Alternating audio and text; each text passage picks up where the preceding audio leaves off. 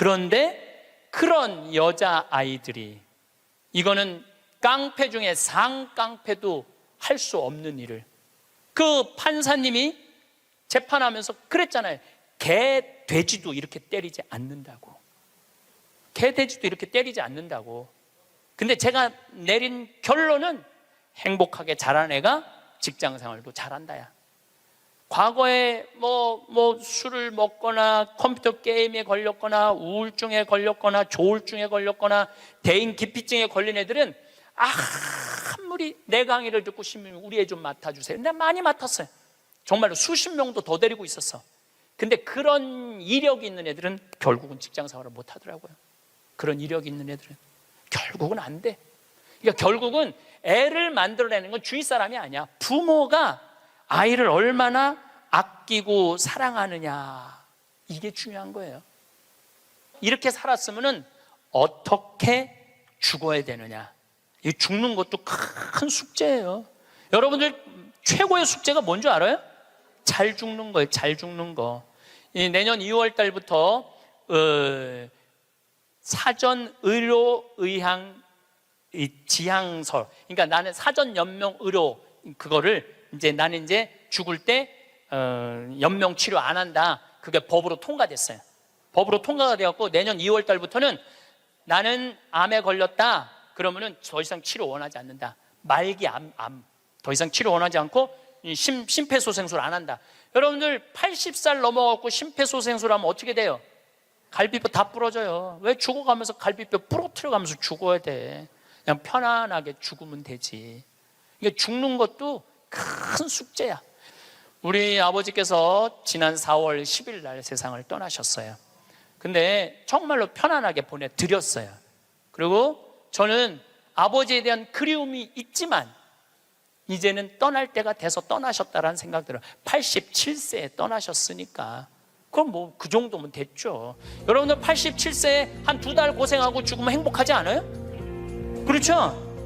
그러니까 여러분들도 공부하라는 거예요. 공부. 신부님 어떻게 공부를 해요? 이 유튜브가 대학교예요.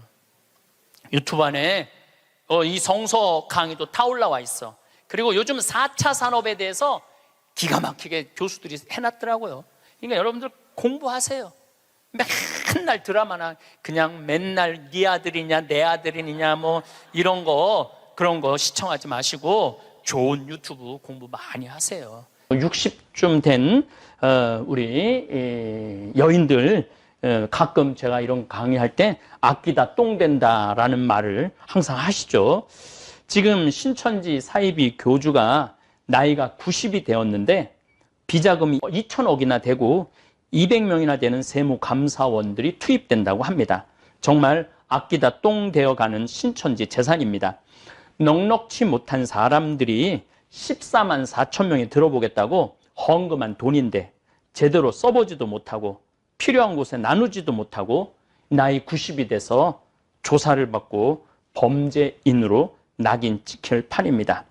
그냥 그달에 번 거 그달에 다 써야지 썩지 않습니다. 황창현 신부님의 행복 특강 지금 바로 시작하겠습니다. 영상이 마음에 드신다면 구독, 좋아요, 알림 설정 부탁드립니다.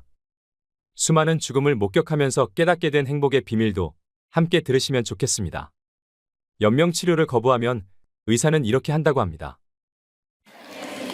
네, 우리는 출세해야지 행복하다고 생각하고 돈이 많아야지 행복하다고 생각하고 공부를 잘해야지 행복하다고 생각을 하는데 제 생각에는 오히려 출세 안 하는 게 행복하고 돈 적은 게 행복하고 공부 못하는 게 행복할 수 있어요. 생각을 좀 바꾸세요.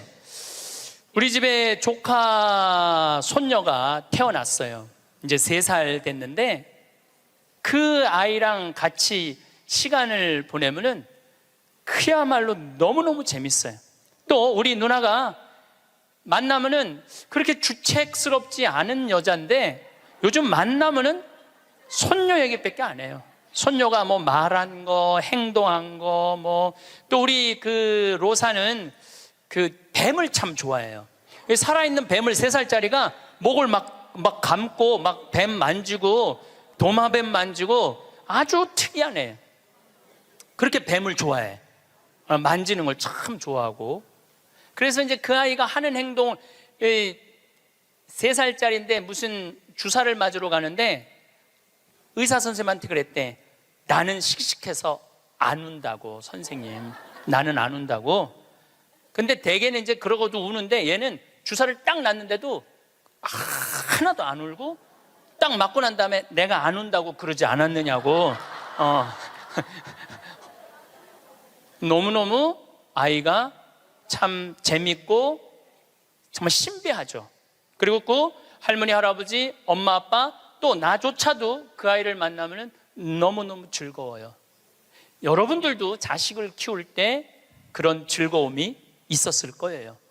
근데 언제부터 원수가 되기 시작하냐면은 공부를 하면서부터 원수가 되기 시작해. 공부를 하면서부터. 그냥 그렇게 이쁘고 귀엽고 즐겁게 뱀 만지고 그냥 쭉 자라면은 걔하고 원수 될 일이 없을 거예요. 근데 공부를 시키는 순간부터 애한테 스트레스를 주는 거예요. 독해지라고. 너 그렇게 순해서는 안 된다고. 그러니까 애들한테 스트레스를 주기 시작하는 거예요. 제가 9월 10일 날 한국에 들어왔는데 처음 접한 소식이 뭐였느냐면 부산에서 9월 1일 날 여중생 15살짜리 총 7명이 14살짜리 1년 어린 여동생을 2시간 동안 때린 거예요. 이건 때린 정도가 아니야. 알루미늄 의자로 애를 내리치고 벽돌로 머리를 치고 소주병으로 얼굴, 눈을 가격을 하고 심지어는 담뱃불로 등어리를 찢기까지. 그래서 머리를 3바늘을 꼬매고 입안에도 3군데가 찢어져 갖고 3반. 그 사진을 보니까 애가 눈을 뜰 수가 없어. 너무 맞아 갖고 눈을 뜰 수가 없어. 그것도 남자 애들도 아니고 여자아이인데 그것도 15살. 이 15살이라면은 16살. 여기 16살을 뭐라고 그러냐면 이팔 청춘이라고 그러잖아요. 이팔이 16 해갖고 이팔 청춘이라고 그러잖아요. 그러면 이 16살짜리 여자아이들은 로미오와 줄리엣이 16살이었어요. 춘향이가 16이었어요. 심청이는 15살이고 성모님이 16살이었어요. 가장 여자가 아름다운 나이가 16이에요. 가장 순수하고 깨끗한 나이의 아이가 16이에요. 그리고 제일 예쁠 때가 16이라고 그래요. 사람이 제일 여자가 제일 예쁠 때가 16이라고 그래. 그래서 이렇게 보면은 중학교 3학년, 고등학교 1학년 아이들을 보면 정말 꽃 같은 아이들 많아요. 너무너무 예쁜 아이들이 많아. 그런데 그런 여자 아이들이, 이거는 깡패 중에 상깡패도 할 수 없는 일을, 그 판사님이 재판하면서 그랬잖아요.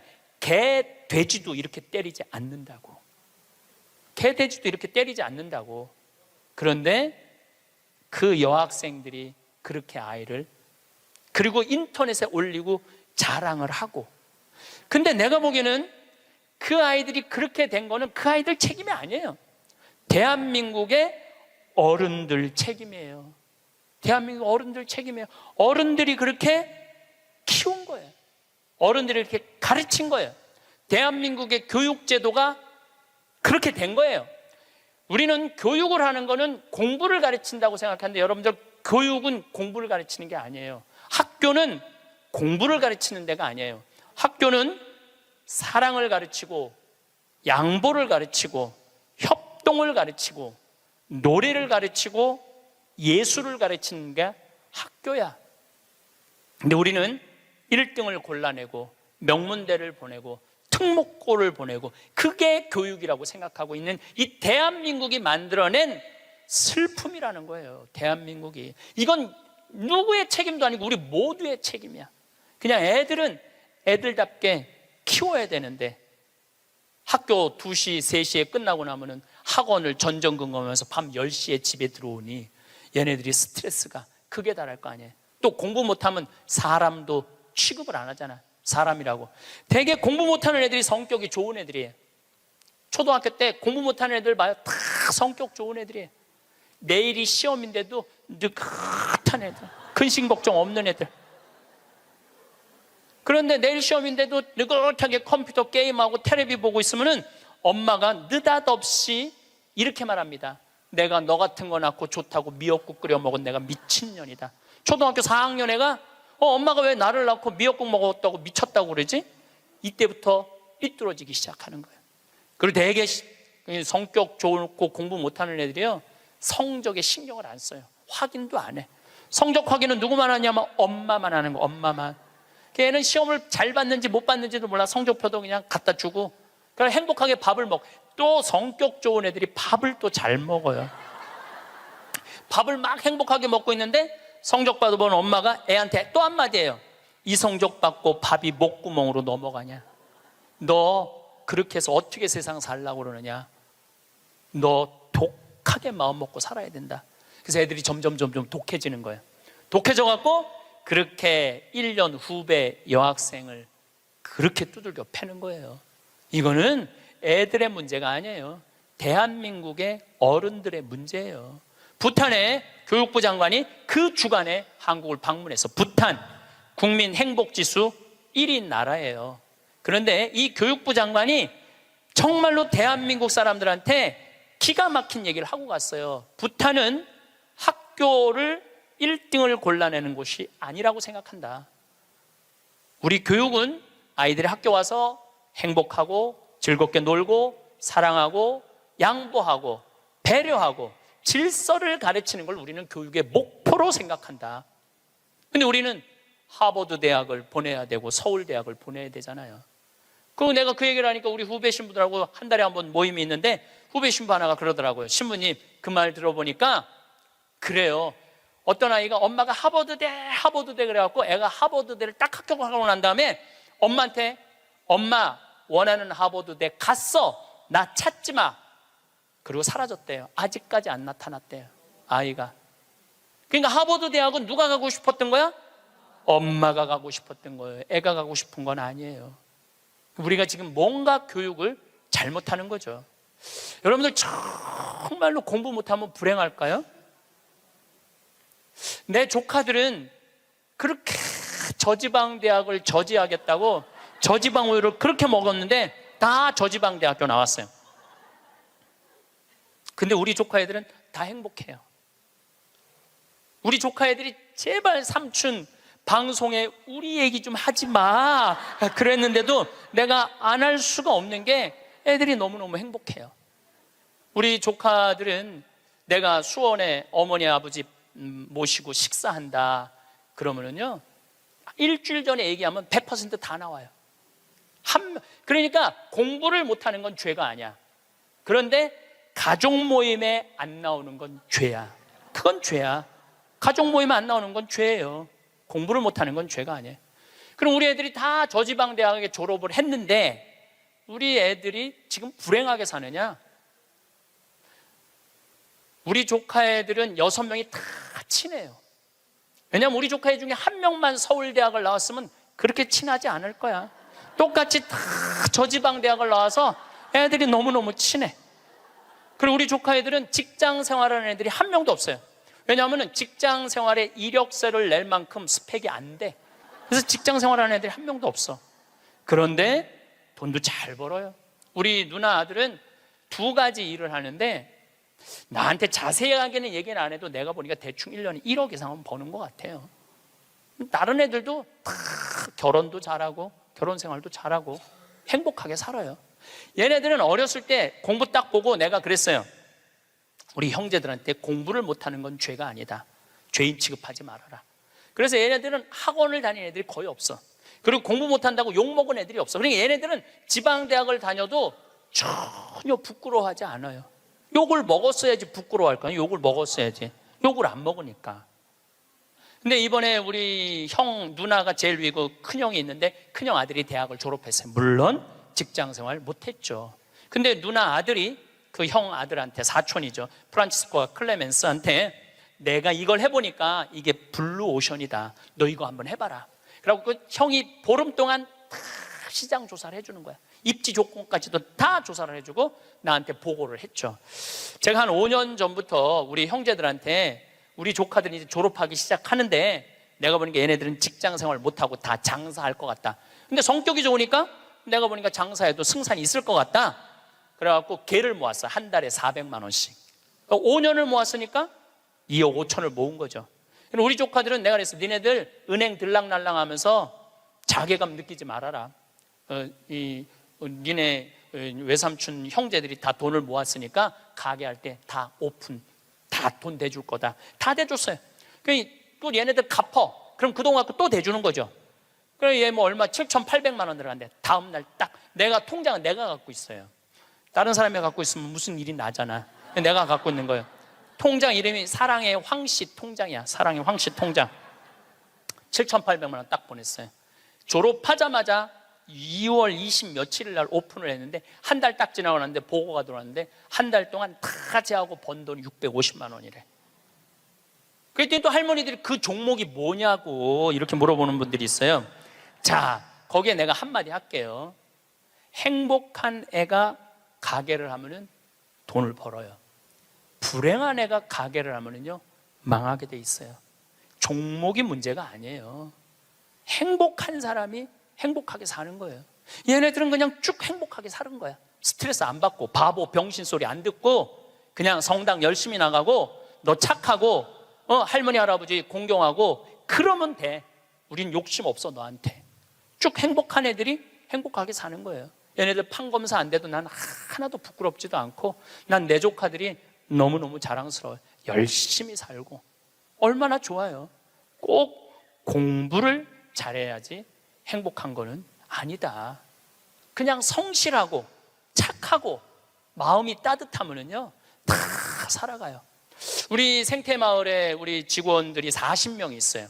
왔다 가는 사람이 한 100명도 넘을 거예요. 근데 제가 내린 결론은 행복하게 자란 애가 직장 생활도 잘한다야. 과거에 뭐 술을 먹거나 컴퓨터 게임에 걸렸거나 우울증에 걸렸거나 조울증에 걸렸거나 대인 기피증에 걸린 애들은 아무리 내 강의를 듣고 싶으면 우리 애 좀 맡아주세요. 내가 많이 맡았어요. 정말로 수십 명도 더 데리고 있었어. 근데 그런 이력이 있는 애들은 결국은 직장 생활을 못 하더라고요. 그런 이력이 있는 애들은 결국은 안 돼. 그러니까 결국은 애를 만들어내는 건 주위 사람이 아니야. 부모가 아이를 얼마나 아끼고 사랑하느냐, 이게 중요한 거예요. 공부가 중요한 게 아니고 출세가 중요한 게 아니고 이 세상에 와서 행복한 게 중요한 게, 행복한 게. 제가 이번에 애틀란타에 가서 한 집에 하루 딱 머무르고 그 다음에 호텔에서 머물렀는데 내가 너무너무 사람들을 많이 만나니까 그 집 주인 자매하고 형제가 신부님 좀 편안하게 하루 아무도 안 만나게 해드린다. 그래갖고 아무도 그 집엔 오겠다는 분들이 많았는데 초대를 안 했어. 대신 아들이 하나 있는데 아들이 미국에서 두 번째로 좋은 테크 유니버시티, 그러니까 기술 대학교인데 4학년이래. 근데 아들한테 전화를 한 거야. 우리 집에 신부님 오셨으니까 너 와서 저녁 먹고 가라, 기숙사에서. 근데 내가 1시에 이제 좀 씻고 좀 방에서 누워서 쉬고 있는데 얘가 3시에 왔어. 3시에 와갖고 엄마하고 두런두런 얘기하면서 엄마 음식 준비하는 걸 다 옆에서 돕더라고요. 고기도 굽고 6시에 밥을 먹는데 아이가 너무너무 얼굴에 순해. 너무너무 순하고 깨끗하고. 근데 밥을 먹고 이야기를 두런두런하고 밥 먹고 난 다음에 끝났는데 10시까지 나하고 얘기를 하는 거예요. 색소폰을 연주를 기가 막히게 하는데 자기 연주한 것도 다 보여줘가면서 밤 10시가 되니까 엄마가 너 이제 기숙사 가라고 10시에 집에 가더라고요. 학교를. 내가 여러분들 집에 갔어. 여러분들 자녀 중에 서울대학 법대 다니는 애가 있어. 근데 내가 여러분들 집에 방문했어. 5분 신부님 오니까 너 우리 집에 와서 저녁 식사해라. 그러면 와서 3시부터 밤 10시까지 식사 같이 할 자식이 얼마나 있을까요? 내가 보기에는 거의 없어요. 왜냐하면 내가 본당 신부 때 가정 방문하면은 방에 있는데도 나오는 애가 거의 없어요. 자기 공부한다고. 아니 본당 신부님이 가정 방문을 했는데 방에 있는데도 안 나와. 이게 지금 대한민국의 교육의 현실이에요. 그게 여러분들 훌륭하게 키우는 거예요? 우리 집에 손님이 왔는데, 그것도 본당 신부가 왔는데, 자기 공부한다고 내가 거기서 미사하고 한 2시간 있어도 얼굴도 안 비치는 자식들 천지예요. 그러니까 우리는 뭔가 지금 잘못하고 있는 거예요. 또 잊지 못하는 애가 또 하나 있어. 세크라멘토에 강의를 갔는데 총회장님 집에서 제가 머물렀어요. 밤 10시에 강의가 끝나고 저녁에 갔는데 그 집 아들이 대학교 4학년이었어요. 그런데 이제 총회장이 치과 의사라 이렇게 게스트하우스가 따로 있더라고요.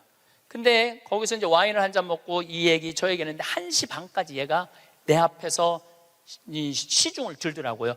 또 내가 물어봤어요. 야, 너 내일 학교 가야 된다며 왜 방에 안 들어가냐? 우리 집에 손님 왔는데 내가 어떻게 들어가서 자느냐? 나 그걸 아직도 잊지 않아요.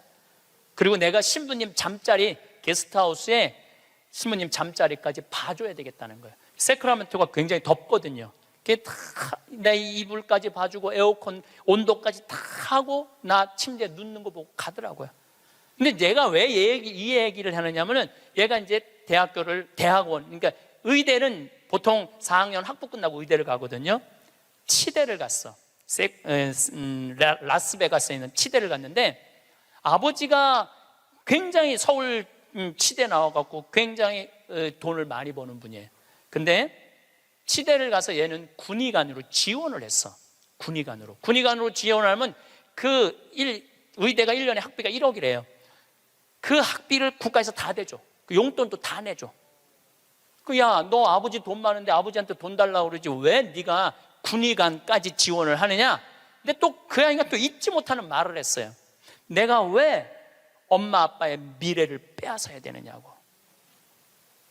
자기가 아버지 돈 쓰면 엄마 아빠 나 얼마든지 할 수 있는데 우리나라 명문대학교 애들은 엄마 아빠가 언제까지 살았으면 좋겠냐? 60살까지 살았으면 좋겠다고. 자기 뒷바라지 하고 죽었으면 좋겠다고. 이게 지금 대한민국이 교육을 잘못하고 있는 거예요. 크게. 난 내 강의 때 핸드폰 올려도 한 번도 신경질을 부린 적이 없어. 한 번도. 이것도 다 이해가 되더라고. 내 나이만 돼도 네 바지에서 올리는지 내 바지에서 올리는지도 몰라. 예. 또 우리 할머니들 내가 노인대학 강의해 보면은 핸드폰이 울려도 이게 끌 줄을 몰라요. 유일한 방법은 받는 거야. 딱 봐도 나 신부님 지금 강의 들어. 근데 저쪽에서 엄마 중요한 얘기야. 그러면 공간 개념이 없어져요. 말해봐. 그러고 나보다 더 크게 대화를 해. 무슨 일인데? 막 이러면서 나이를 먹으면 어쩔 수가 없어요. 그래서 내가 깨어서 있으라는 거예요. 깨어서. 근데 저도 내 핸드폰 켜놨는지 꺼놨는지도 몰라. 근데 이 진짜 내 들은 얘기인데 어떤 자매가 핸드폰을 켜놨는지 꺼놨는지 핸드폰을 냉장고에 넣어놓고도 찾고 지갑도 잃어버리고 가방도 잃어버리는 자매가 있었대. 근데 여러분들 그렇죠? 지금 깜빡깜빡하죠? 옛날 같으면 46세 평균 연령이었을 때는 100년 전에 여러분들 지금 살아있는 사람 한 명도 없어. 다 죽었어. 근데 너무 오래 사니까 그런 일이 벌어지는 거야. 너무 오래 사니까 잊어먹는 것도 많고. 근데 어떤 자매가 하도 건망증이 많은 자매가 너무 잘 잊어먹었는데 근데 한 번은 이제 운전을 하려고 딱 차에 탔는데 운전대가 없어졌더래. 운전대가. 내가 이제 잊어먹다 운전대까지 잊어먹는구나. 너무너무 당황을 했대. 이 운전대가 어디 갔나 이놈의 차에. 한참을 찾고 정신을 차려보니까 앞문으로 타야 되는데 뒷문으로 탄 거야. 뒷문으로 타갖고 거기서 운전대를 찾고 앉아있어. 이게 앞문인지 뒷문인지도 모르고서 이게 너무 오래 살아서 그래. 너무 오래 살아서. 어쨌거든 이 친구가 한국에 평창에 와갖고 내가 또 장어도 사줬어요. 근데 이미 벌써 치대를 졸업하고 한국에 와서 용산에서 근무를 하고 이제 돌아가서 의사를 개업을 했다고 그래요. 내가 외국에 이렇게 다니면 경쟁이 없는 나라 애들이요 부드러워요. 따뜻해요. 경쟁이 없는. 근데 경쟁이 있는 데를 가보면요 너무너무 살벌해요. 근데 대한민국은 나라 전체를 경쟁으로 만들어 놨잖아요. 나라가 살벌한 거예요. 나라가. 또 이 프랑크푸르트에 유럽에 강의를 갔는데 그 가족들도 내가 잊지 못해. 내가 프랑크푸르트 주교자 성당에 가서 미사를 좀 봉헌하고 싶다 그러니까 엄마가 이 독일어가 유창하지 않았던 거죠. 아들하고 딸한테 연락을 하더라고. 딸은 학교 선생님, 아들은 법대인지 의대를 다니는데 신부님 안내 좀 하라고. 두 아이가 나와서 나를 안내를 하는데 기가 막히게 안내를 하더라고요. 그리고 너무너무 음식도 잘 시키고 하나하나 설명을 해주는데, 대한민국에서 여러분들 내가 명동에 가갖고 좀 명동 구경 좀 하고 싶으면 여러분들 자녀 중에 신부님 좀 안내 좀 하라고 그러면 여러분들 아들 중에 엄마가 가서 해. 내가 가서 해. 그러니까 이게 이 영어로 말하면 우리나라 애들은 프렌들리하지 않아요. 다정하지 않아요. 다정하지가 않아. 애들을 보면 굉장히 불편해. 애들이 지금 이러니 대한민국이 그러니 지금 이 자기 1년 후배를 벽돌로 머리를 깨고 소주병으로 때리는 애들이 앞으로 만들어갈 세상은 어떤 세상일 것 같아요? 지금 대한민국이요, 교육제도를 바꾸지. 제가 아까 1000년, 100년, 10년, 2030년, 2040년 얘기하죠. 완전히 새로운 세상이 되고 있어요. 지금 공부 잘한다고 좋은 세상은 끝났어요. 행복한 사람이 많아야지 행복한 나라가 되는 거예요. 그러니까 여러분들 행복한 나라를 가꿔야 돼요. 행복한 나라를. 나는 자연인이다 라는 프로 어때요? 보셔요? 산에 가갖고 그분들 아마 사업 망하고 건강 해치고 이런 분들이에요. 근데 그분들 물론 선택해서 가는 거겠지. 이 방송사에서 조금 조작도 있을 거예요. 그렇지만은 제가 보기에는 그 나는 자연인이다 그분들은 명예도 재산도 권력도 돈도 없는 사람들이야. 근데 그 사람들 행복해 보여? 안 행복해 보여? 행복해 보이죠?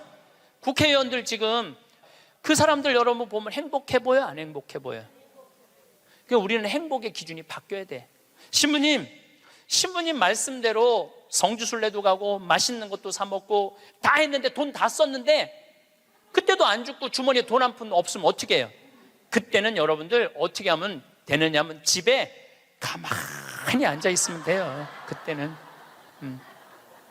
근데 문제는 뭐가 문제냐면은 나중에 쓰려고 지금 가만히 있는 분들이 많아요.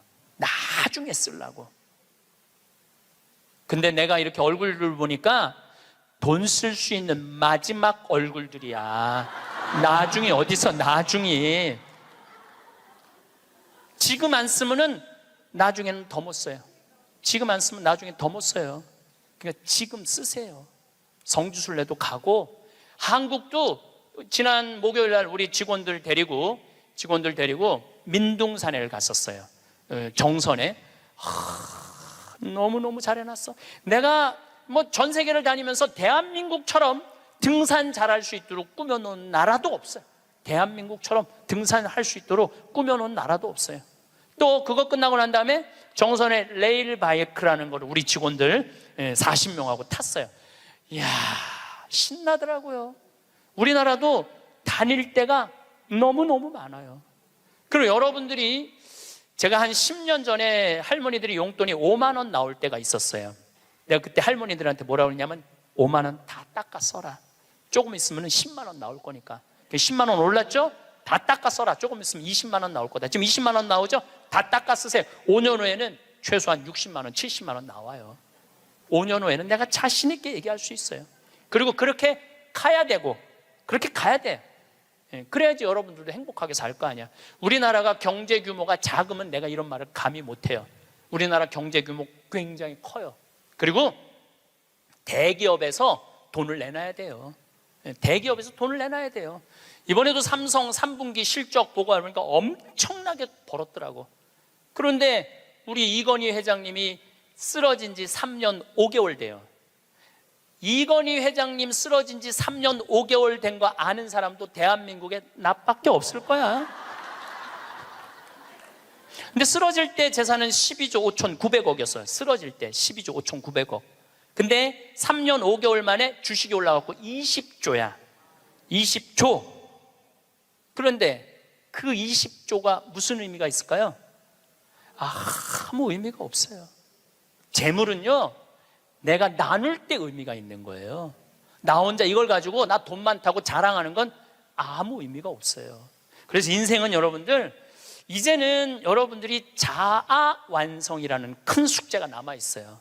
이제 뭐 출세할 것도 아니고, 판사 될 것도 아니고, 검사 될 것도 아니고, 국회의원 될 것도 아니고, 대통령 될 것도 아니잖아요. 그건 또 중요한 것도 아니고, 가장 중요한 거는 내가 이 세상을 충만하게 살아가고 행복하게 살아가고 확신을 가지고 살아가는 게 중요한 거예요. 그러려면 자아 안성을 하기 위해서 뭐가 필요하냐면 깨달음이 필요한 거예요. 깨달으려고 여기 나온 거 아니에요? 그렇죠? 오늘 많이 깨달았죠? 여러분들은 내가 봐도 훌륭한 분들이야. 예. 여러분들 정말 훌륭한 분들이에요. 여러분들 같은 마음이 많은 분들이 있으면 대한민국은 행복해요. 제가 사제로 살면서 처음에는 몰랐어요. 사제가 얼마나 위대한 일을 할 수 있는 사람인가를 몰랐어요. 그냥 신부 강론하고 미사하는 건 줄만 알았어요. 근데 지난번에 우리 평화방송에서 성서 황창현 신부와 함께 떠나는 성경 여행 있죠? 예, 그거를 하면서 12번을 강의를 해서 총 24시간이지만 한 번 강의할 때마다 내가 한 사람씩 고쳐준다고 그랬어요. 병원에서. 왜냐하면 예수님 성소를 묵상하면 전부 병 고치는 거야. 여기 오신 분들도 아마 아픈 것 때문에 고통스러운 분들 많을 거예요. 그리고 이게 빨리 치유되기를 간절하게 바라는 분들 많을 거야. 근데 문제는 나는 말씀의 은사는 받았는데 치유의 은사를 못 받았어요. 난 진짜 치유의 은사가 없는 것 같아. 남들은 안수기도 하면 막 우리 오홍진 신부님 한참 젊었을 때 성령 충만했을 때 이쪽 쓰러진다면 이쪽 100명 쓰러지고 저쪽 100명 쓰러지고 그러는데 나는 25년 동안 안수기도를 그렇게 했는데도 쓰러진 사람이 한 명도 없어요. 정말로. 그리고 그게 치유 은사 있는 신부들이 있어요. 확실히 그걸 내가 느껴요. 분명히 있는 분들이 있어요. 근데 내가 이렇게 신부님 제발 그래도 안수 좀 해주세요 그래갖고 내가 탁 손을 얹으면은 내가 느껴. 내 손에서 아무것도 안 나오는 게 느껴져. 이 아무것도 안 나오는 누르고 있는 나도 한심하고 더 한심한 건 아무것도 안 나오는데 치유하겠다고 머리 디미는 교우들이 더 불쌍한 거예요. 더 불쌍해. 미안하기도 하고 안타깝기도 하고.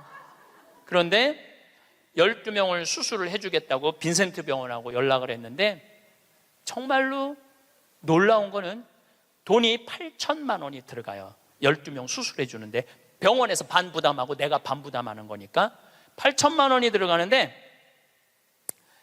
그 돈이 마지막에 얼마까지 들어왔느냐면 8,150만 원까지 들어왔어. 그래갖고 내가 150만 원도 스님한테 보냈어. 신부님 8천만 원이라는데 150만 원은 왜 보냈습니까? 들어왔으니까. 돈이 들어왔으니까. 이거 가지고 과일 사서 보내고 수술한 사람들 영양제 사서 보내라고 병원에서 그 150만 원 갖고 12명한테. 그래서 몽고 사람, 아프리카 사람, 베트남 사람, 또 우리나라 있는 분들 정말 기가 막힌 분들 수술 다 해줬어요. 너무너무 좋더라고요.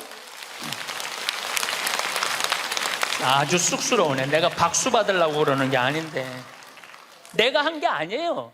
내가 한 게 아니고 교우들이 보내준 거예요. 내가 한 게 아니고. 제가 뭘 깨달았느냐 하면은 내가 하지 않아도 내가 통로가 된다는 걸 깨달아서. 통로가. 그런데 더 놀라운, 이건 박수 받을 게 아니라 더 놀라운 거는 그 성경 여행에 그걸 보면서 할머니들이 돈을 보내준 거야. 할머니들이 돈을 보냈는데 그 할머니 아마 돌아가셨을 수도 있어. 전라도 광주에 있는 할머니인데 평창에 피정을 오셨어. 신부님, 저 온몸에 암이 다 퍼졌습니다. 아마 2달, 지난 6월 달에 와서 할머니가 나한테 한 얘기예요. 2달, 3달밖에 못 살 것 같습니다. 그런데 제가 나는 죽어도 신부님이 죽어가는 사람 수술해 주는 거 방송을 통해서 봤습니다. 제가 신부님 평생 모은 돈 2천만 원을 8월 며칠이면 그걸 탄대. 그걸 보내드릴 테니까 저는 죽지만은 신부님 2사람 살려달라고 돈을 보냈어. 2천만 원을 8월. 나는 이제 뭐 미국에 있었으니까 한국에 들어와 보니까 돈이 들어와 있었더라고, 할머니가. 그리고 그걸 보고 또 돈이 많이 들어왔어. 하여튼 많이 또 들어왔어. 그래갖고 수님한테 또 연락을 해갖고 수술해 주라고 그랬더니 또 8명을 또 수술을 해줬어요. 그래서 이제 다음 주 목요일 날 평화방송하고 수요일 날인가 보다. 다음 주 수요일 날 평화방송하고 전달식 돈 4천만 원이면은 8명을 수술해 줄 수 있는 거. 4천만 원이면은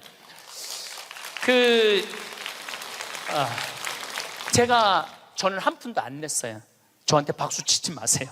저는 한 푼도 안 냈어요. 근데 제가 뭘 깨달았느냐 하면은 내가 좋은 지향을 가지고 저는 이런 일을 하고 싶습니다. 이렇게 도와주고 싶습니다. 내 이 지향을 가지고 살면은 하느님이, 그리고 하느님을 사랑하고 하느님 나라를 사랑하는 교우들이 도와주는구나.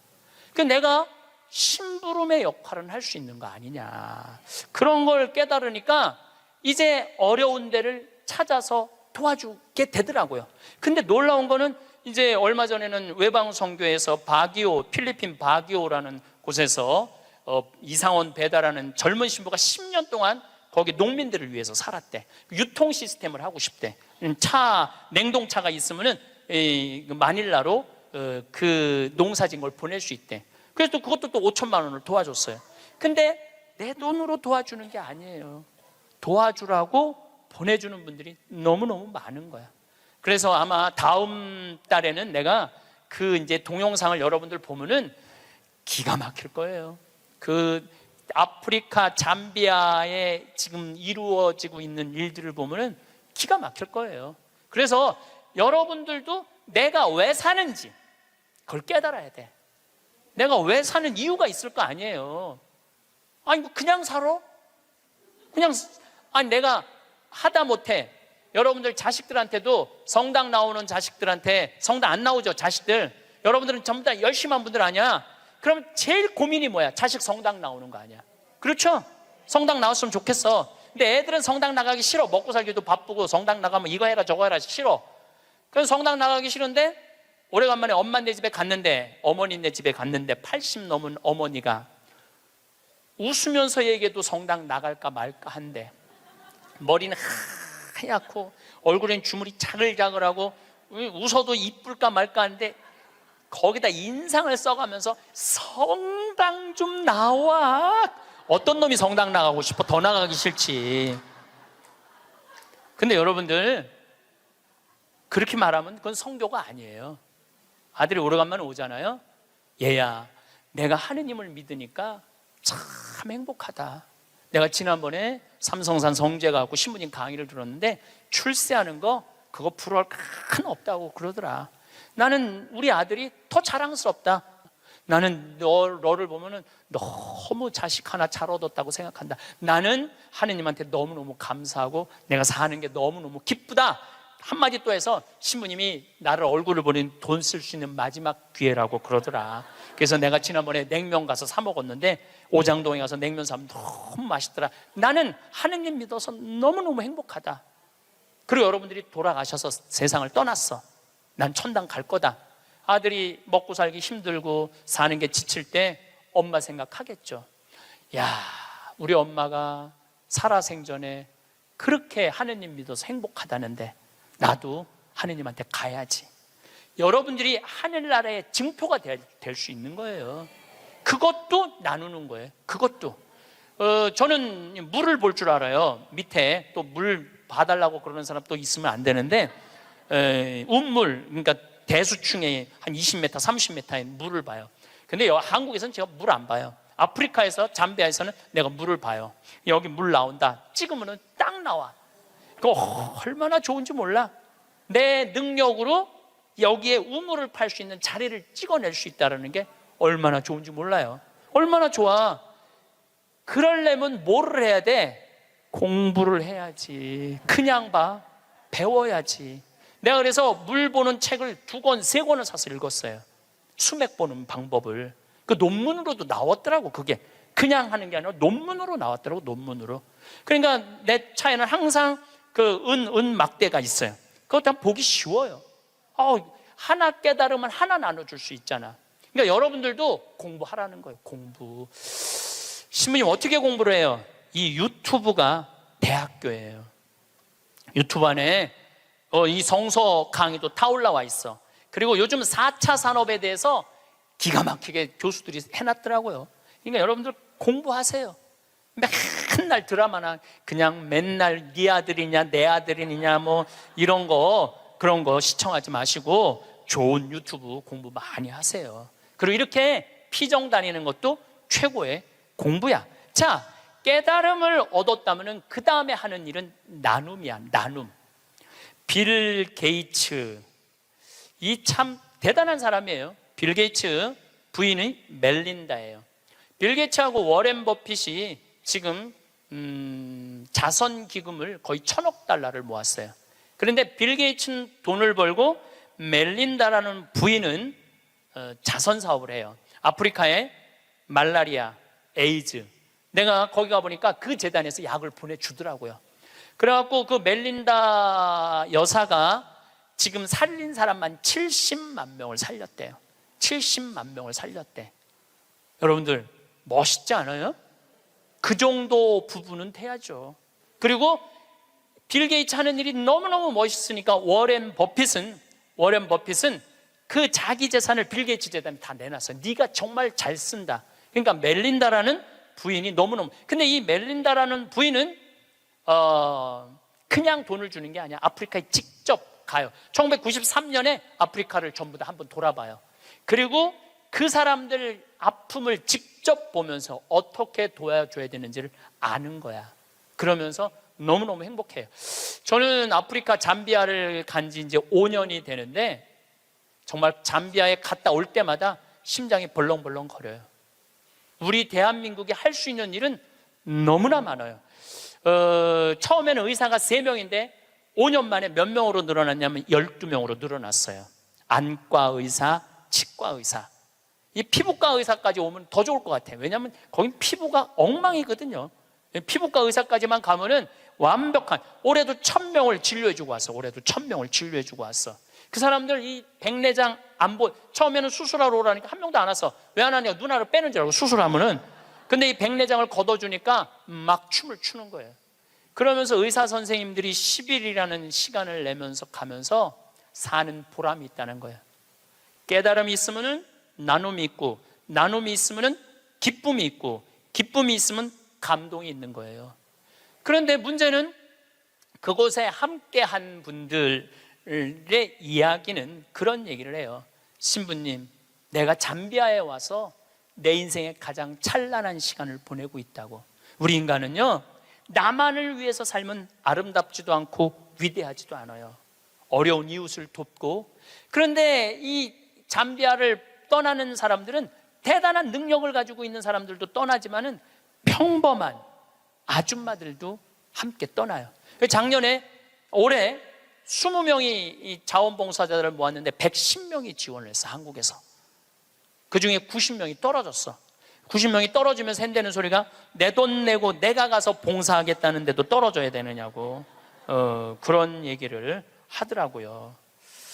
저는 이제 대한민국이 정말로 행복하려고 그러면은 나눠야 돼요. 대한민국이 행복하려고 그러려면은 지금 교육제도는 바뀌어야 돼요. 학교에서 등수 매기지 말아야 돼요. 학교에서 지금 고등학교 애들 음악 시간, 체육 시간 없애고 있어요. 공부해야 된다고. 내가 보니까 정신 나간 짓이에요. 아이들이 노래를 하면서 공을 차면서 사회성을 배우는 거예요. 책상에 앉아고 공부만 하잖아요. 얘네들은 아무것도 쓸데 없는 애들이에요. 여러분들 공부 못하면 신부님 뭘 먹고 살아요? 지금 대한민국의 공장에 외국인 노동자가 150만 명이에요. 우리 형님도 공장을 운영하는데 외국인도 한 달에 240만 원을 줘야 된대요. 그러면은 내가 펜대 굴릴 생각 안 하고 몸으로 해갖고, 여러분들 지금 공장에 가면은 천지가 돈 200~300만 원 다 받아요. 근데 우리는 뭐만 배웠어?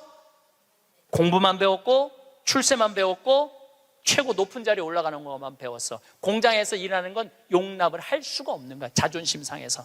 그래서 명문대학교 나온 애들 50%가 취직이 안 된 애들이 집에서 놀고 있는 거야. 누구 거 빼먹고 살아? 엄마 아빠 미래를 빼먹고 살고 있는 거예요.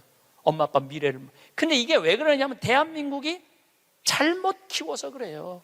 잘못 키워서. 몸으로 사는 거는 결코 나쁜 게 아니에요. 몸으로 사는 것처럼 솔직하고 정직한 게 없는 거예요. 그래서 여러분들도 정말 애들을 공부로 가르치지 말고 사람을 가르치는 교육을 저는 했으면 참 좋을 것 같아요. 이제 다음 달에는 제가 마지막으로 이렇게 살았으면 어떻게 죽어야 되느냐. 이 죽는 것도 큰 숙제예요. 여러분들 최고의 숙제가 뭔지 알아요? 잘 죽는 거예요. 잘 죽는 거. 내년 2월 달부터 사전 의료 의학 지향서, 그러니까 나는 사전 연명 의료 그거를 이제 나는 이제 죽을 때 연명 치료 안 한다. 그게 법으로 통과됐어요. 법으로 통과가 되었고 내년 2월 달부터는 나는 암에 걸렸다. 그러면은 더 이상 치료 원하지 않는다. 말기 암 더 이상 치료 원하지 않고 심폐소생술 안 한다. 여러분들 80살 넘어갖고 심폐소생술 하면 어떻게 돼요? 갈비뼈 다 부러져요. 왜 죽어가면서 갈비뼈 부러뜨려가면서 죽어야 돼? 그냥 편안하게 죽으면 되지. 이게 죽는 것도 큰 숙제야. 우리 아버지께서 지난 4월 10일 날 세상을 떠나셨어요. 근데 정말로 편안하게 보내드렸어요. 그리고 저는 아버지에 대한 그리움이 있지만 이제는 떠날 때가 돼서 떠나셨다라는 생각 들어요. 87세에 떠나셨으니까 그럼 뭐 그 정도면 됐죠.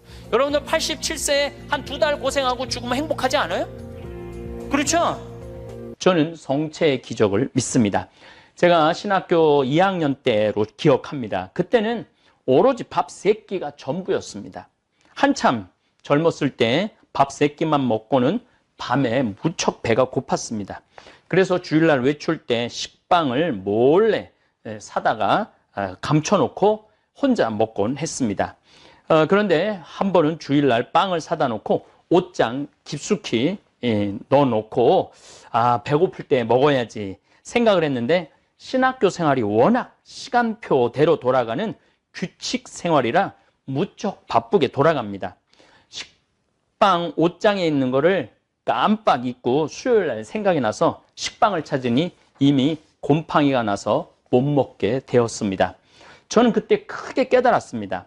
혼자 먹겠다고 꽁꽁 감춰놓고 욕심을 부리면 나도 못 먹고 너도 못 먹는다. 그때 저는 성체성사의 신비를 깨달았습니다. 예수님은 당신의 살과 피를 인류를 위해 아낌없이 내어놓으셨는데 나는 그 식빵이 뭐라고 그걸 혼자 먹겠다고 꽁꽁 감춰놓고 곰팡이로 썩을 때까지 모르고 지낸 제 자신이 참 한심했습니다. 그 후로 저는 신념이 하나 생겼습니다. 내가 예수님의 살을 그냥 공짜로 은총으로 먹으니 나는 내 살은 못 내어주더라도 내가 가진 것이 있으면 꽁꽁 감춰놓지 말고 나누고 살리라 결심을 했습니다. 그 후로 저는 빵을 사가지고 들어올 때는 그날 저녁에 친구 신학생들을 내 방에 불러서 나누어 먹었습니다. 그랬더니 다른 신학생들도 외출 후 만난 거 사가지고 들어오면 저를 불러 나누어 먹었습니다. 그러한 삶이 벌써 36년이 지났습니다. 제 주머니는 항상 넉넉하지는 않았지만 부족한 적도 없었습니다. 우리말이 아니죠. 우리 아주머니도 아니죠. 60쯤 된 우리 여인들 가끔 제가 이런 강의할 때 아끼다 똥 된다라는 말을 항상 하시죠. 지금 신천지 사이비 교주가 나이가 90이 되었는데 비자금이 2천억이나 되고 200명이나 되는 세무감사원들이 투입된다고 합니다. 정말 아끼다 똥 되어가는 신천지 재산입니다. 넉넉치 못한 사람들이 14만 4천 명이 들어보겠다고 헌금한 돈인데 제대로 써보지도 못하고 필요한 곳에 나누지도 못하고 나이 90이 돼서 조사를 받고 범죄인으로 낙인 찍힐 판입니다. 그냥 그달에 번 거 그달에 다 써야지 썩지 않습니다. 뭐 여러분들하고 우리 종교인들하고는 다르죠. 우리 신앙인들은 하느님께서 그냥 먹여주시는데 뭐 돈을 모을 필요가 뭐가 있어요. 성체를 영하는 천주교 교우들은 당신 살을 내어놓는 예수님의 사랑의 신비를 깨달아야 됩니다. 오늘은 노노 중용에 나오는 인생 팔미 가운데 네 번째 맛인 관계미에 대해 말씀드리겠습니다. 사람을 만날 때 우리는 행복해야 합니다. 사람을 만날 때 목적을 위해서 이용하려고 만나면 그 만남은 참으로 불행한 만남입니다. 그래서 저는 제 원칙이 또 하나 있습니다. 아무리 돈 많은 사람이 나를 찾아와도 내가 먼저 도와달라는 말은 하지 말자. 기본적으로 부담감으로 만나기 시작하면 그 끝이 힘들게 되어 있습니다. 또 섭섭하기도 하고. 그래서 그냥 사람이 좋아서 만나야지 그 만남은 즐거운 만남입니다. 절 찾아오는 분들 정말 지위도 높고 재산도 많은 분들 많이 찾아옵니다. 근데 저는 한 번도 뭐 하는데 도와달라고 직접적으로 말한 적은 단 한 번도 없습니다. 저는 잠비아, 필리핀, 인도, 베트남, 미얀마를 직접 간접적으로 도와주고 있습니다. 그런데 그런 도와줄 때가 참 많죠. 이분이 어딜 좀 도와줬으면 좋겠다. 이렇게 하면 도와주시겠죠. 하지만 제가 자꾸 그런 부탁을 하면은 그분은 나를 볼 때 내가 거지 같은 느낌, 제 자신이 저 사람이 또 나한테 뭘 좀 동냥하려고 그러는구나. 그러다 보면 만남이 불편해지게 돼 있죠. 그래서 저는 한 번도 뭘 좀 도와달라, 돈을 달라 이런 말을 해봤던 적이 없기 때문에 만남이 늘 유쾌하고 즐겁습니다. 그리고 만날 때마다 죽는 소리 하면 찾아오던 사람마저도 거리끼게 되어 있습니다. 저를 찾아오는, 저를 만나고 싶어하는 분들하고 유쾌한 시간을 보내고 나면 그 다음에 봉헌은 제 생각에는 항상 저절로 이루어졌던 것 같습니다. 또 한 가지 제 인생의 원칙은 찾아오는 사람 안 말리고 가는 사람 안 붙잡는 게 제 인생의 원칙입니다. 회자 정리입니다. 사람은 만남은 헤어지게 되어 있습니다. 저하고 친하다가도 멀어지는 경우가 있죠. 아주 친하게 지내다도 멀어지는 사람이 있어요. 그런데 제가 싫어서 떠나기보다는 살다 보니 큰 다른 환경에 처하는 경우도 생기고 직장도 바뀌고 옮겨가기도 하고 이사도 가고 그러다 보면 연락이 끊기는 경우도 많습니다. 인간 관계에 연연하다 보면 사람이 비굴해집니다. 혼자 있어도 고독하지 않고 소외감을 느끼지 않는 나이도 되었다고 생각합니다. 그래서 공자님 말씀처럼 누가 남을 알아주지 않아도 나를 찾지 않아도 유유자적할 줄 알아야 합니다. 공자님이 말씀하시죠. 군자는 나의 가치를 몰라준다 하더라도 다른 사람이 그거 섭섭해하지 말고 혼자 유유자적할 줄 알아야 한다고 말씀을 하시죠. 저도 이곳 평창에서 살다가 보면은 어떤 공동체하고 좀 떨어져 있는 그런 느낌도 받을 수 있지만은 거의 그런 생각 하지 않고 이곳에서의 삶 참 좋습니다. 너무너무 행복한 시간을 보내고 있습니다. 꼭 사람이 날 찾아줘야지, 사람이 날 인정해줘야만이 행복한 것은 아닙니다. 그래서 관계미라는 게 그냥 만나면은 10년 지나서 만나도 어제 만난 사람처럼 즐거울 수 있는 그런 관계 참 중요하다고 생각을 합니다. 그리고 인생 오미 중 자기 자신만을 위해서 사는 인생이 아니라 봉사함으로써 느끼는 봉사 및 봉사의 맛이 있어야 합니다. 저는 어제 참 유쾌한 전화를 한 통 받았습니다. 물론 우리 직원들이 연결해 준 거죠. 인천공항 영종도 지역에 사시는 분인데 아프리카에 우물 하나 파고 싶다고 말씀을 하셨습니다. 그래서 제가 사연을 물어봤습니다. 특별한 사연이 있느냐? 그랬더니 전화 내내 이분 참 처음부터 끝까지 웃음이 떠나지 않았는데 자신은 나이가 60 정도 되었고 태어날 때부터 한 손에 장애가 있었다고 그래요. 그저 아버지하고 농사 짓고 평생을 살았는데 죽기 전에 신부님처럼 아프리카 같은 데에 좋은 일 한번 해보고 싶다고 말씀을 하셨습니다. 애들도 다 컸고 본인도 지금 넉넉한 생활은 아니지만 그래도 죽기 전에 우물이 없어 고통받는 아이들에게 우물 하나 파주고 싶다고. 제가 얼마나 감동을 받았는지 모릅니다. 그 통화 내용이 너무 소중해갖고 전화를 들으면서 제가 노트를 했어요. 이분 사연을. 그래서 이 바오로 형제님이 보내주신 돈은 제가 정말 오지에 우물이 없는 데를 찾아서 파주려고 결심을 했습니다. 봉사하는 맛. 내가 내어놓은 돈으로 힘들고 고통받는 사람들이 행복하게 살 수 있다면 그 맛은 참 좋은 맛입니다. 저와 뜻을 같이 해서 잠비아 정글에 땀부라는 정글에 간호대학을 지어주신 많은 분들에게도 정말 이 자리를 빌어서 감사합니다. 이제 올해 3학년까지 8월 1일 날이면 이제 3학년, 그러니까 이제 신입생이 이제 올해 들어오면 이제 3학년까지 올라가죠. 내년이면 40명 간호사가 배출될 것이고 그 다음에는 60명의 간호사가 배출될 것입니다. 이미 제가 장학금까지 많이 만들어 줬기 때문에 앞으로도 대학을 운영하는데 큰 어려움이 없을 겁니다. 이번 대전염병 팬데믹에 의사, 간호사, 선생님들 활약을 보면서 여러분들 어떻게 우리나라 의사, 간호사 선생님들 또 의료진들 얼마나 그 정말 이게 달라붙어 갖고 반창고를 얼굴에 붙여가면서까지 제가 말씀드려죠. 중국은 아무도 모르게 죽이고 일본은 그냥 알아서 죽기를 바란다. 그래서 길에서 죽는 사람이 15, 16이라고 그러잖아요. 의료진이 붕괴가 돼갖고. 근데 우리나라는 죽고 싶어도 못 죽는다고 그러잖아요. 찾아내서 다 고쳐주고, 진단해주고 그러니까. 어쨌건 하여튼, 우리 의료진, 한국 의료진들 봉사활동을 보면서 잠비아에 세워놓은 간호대학 출신 잠비아 간호사 선생님들이 잠비아 사람들을 보살피고 살릴 생각을 하면 기분이 좋습니다. 예수님께서 당신의 살과 피를 나누신 것은 우리도 그렇게 하라는 말씀입니다. 본보기를 보여주신 것입니다. 성체를 영하는 천주교 교우들이 가난한 사람들에게 나누는 일에 인색해서는 성체 신비를 깨달을 수가 없습니다. 더욱이 교회를 운영하는 우리 사제들, 주교님들, 가난한 이웃을 돌보는데 인색해서는 성체 성사 신비를 깨달을 수가 없고 그저 관리자에 머무르는 경우도 있죠. 재물에 집착이 있는 분들을 보면 돈을 쓰기 위해 버는 게 아니고 돈을 모으기 위해 버는 분들이 많아요. 이게 참 중요한 말입니다.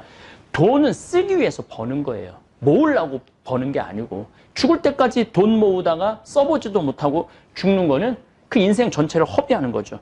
제가 자꾸 신천지 얘기를 하는데 사이비 이만희 교주 2천억, 3천억 있으면 뭐예요? 나이가 90이 다 됐고 뭐 이제 가까이 있는 사람마저도 다 떠나고 그런 삶은 빛나는 삶이 많이 빛나는 게 뭐 넘친다고 그러는데 제가 보기에는 이름하고는 정반대의 삶을 사는 것 같아요. 평생 돈 모으느라 여행도 한번 제대로 못 가고 돈 아까워서 맛있는 거 하나 못 사 먹고 돈 아까워서 어려운 이웃에게 도움의 손길 한번 못 주고 허망하게 죽는 사람들 저는 참 많이 봤습니다. 인생살이 하면서 돈 벌 때가 있으면 쓸 때가 있는 것입니다. 유튜브 구독자님들, 내가 언제 돈을 쓸 때 인가를 잘 생각하시는 것도 인생 팔미를 느끼는데 도움이 될 것입니다. 제가 식빵 혼자 먹겠다고 곰팡이로 만들어서 나도 못 먹고 너도 못 먹었듯이 저는 지금 이만희 씨는 2천억을 이만희 씨도 못 쓰고 불쌍한 23만 신천지 교도도 못 쓰게 생겼습니다. 거짓 예언자의 결말을 보는 것 같아 마음이 안타깝습니다. 제가 안타까워하는 이유는 전도하겠다고 김밥 2줄을 3끼에 나눠 먹으면서 길거리를 헤매는 젊은 추수꾼들, 전도꾼들 때문입니다. 예수님은 당신의 살까지 내어 놓는 판에 신천지 예수교 증거 장막 성전을 이끄는 교주의 삶이 참 불쌍합니다. 하루빨리 23만 신천지인들이 진리의 빛으로 나오길 기도하는 하루입니다. 제가 강론 준비하다가 오늘은 부처님 탄신일이라 부처님 이야기를 하나 더 해드리겠습니다. 부처님은 보리수 밑에서 6년 동안 고행을 하셨습니다. 제가 한참 불교에 심취했을 때 부처님께서 득도하신 보리수를 찾아가 보았습니다. 물론 인도죠. 인도까지 제가 찾아가 봤습니다. 부처님의 깨달음은 놀랍게도 고통을 통해서가 아니라 편안한 휴식을 통해서 깨달음을 얻으셨습니다. 그리고 부처님은 제자들에게 깨닫는다고 고행하지 말라고 충고하십니다. 부처님은 이렇게 말씀하십니다. 적은 음식 때문에 조금밖에 음식을 안 드셨어요. 고행한다고. 나의 등뼈는 작은 고리가 연결한 것처럼 되었다. 그래서 이 부처님 상 조각하려고 많이들 노력하죠. 나의 갈빗대들은 오래된 집의 석가래가 허물어지고 부서지듯이 허물어지고 부서졌다. 나의 동공 안에서 눈동자의 빛은 마치 깊은 물에서 물의 빛이 아주 깊이 멀리 보이듯이 눈동자 다 들어갔다는 거예요. 나의 머리 가죽은 마치 쓴 오이가 익기 전에 떨어져 바람과 햇빛에 다 오그라들듯이 달라붙고 오그라들었다. 그런 작은 음식 때문에 나의 백가죽, 이 백가죽이 등뼈에 달라붙어서 내 백가죽을 만질라 하면 등뼈가 잡혔고 등뼈를 잡으라 하면 백가죽을 잡았다. 내가 대변이나 소변을 보려고 이렇게 앉아 있으면 얼굴이 떨어져서 넘어져 버렸다. 쭈그리고 앉아서 소변 볼 힘도 없었다는 거죠. 몸을 편안하게 하려고 손으로 사지를 문지르면 내 손으로 문질러진 사지는 악취가 나는 모근을 가진 털들이 몸으로 우수수 떨어졌다. 부처님은 세상 어느 누구도 따라할 수 없는 난행, 고행을 하셨지만 자신이 추구한 깨달음을 실현하지 못하십니다. 부처님은 6년의 고행 뒤에 철저한 자기 점검을 합니다. 나는 이러한 극심한 고행으로도 인간의 법을 능가하는 성자에게 어울리는 특별한 지와 견을 깨닫지 못했다. 깨달음을 위한 다른 길이 없을까? 그때 생각을 하세요. 근데 어렸을 때 생각이 나는 거예요. 어렸을 때 시원한 해먹이라고 그랬죠. 잠부나무 그늘 밑에 앉아서 해먹에서 들숨 날숨. 그래서 제가 이 부처님 깨달음의 들숨 날숨이라는 책이 2권이 있는데 이 편안하게 마음을 챙기면서 정말로 행복한 체험을 합니다. 그리고 부처님은 스스로에게 이렇게 말합니다. 내가 이렇게 편안해도 깨달음이 될까? 들숨 날숨을 편안하게 쉬면서 이렇게 극도로 여인 몸을 가지고 그런 행복을 얻기란 쉽지 않다.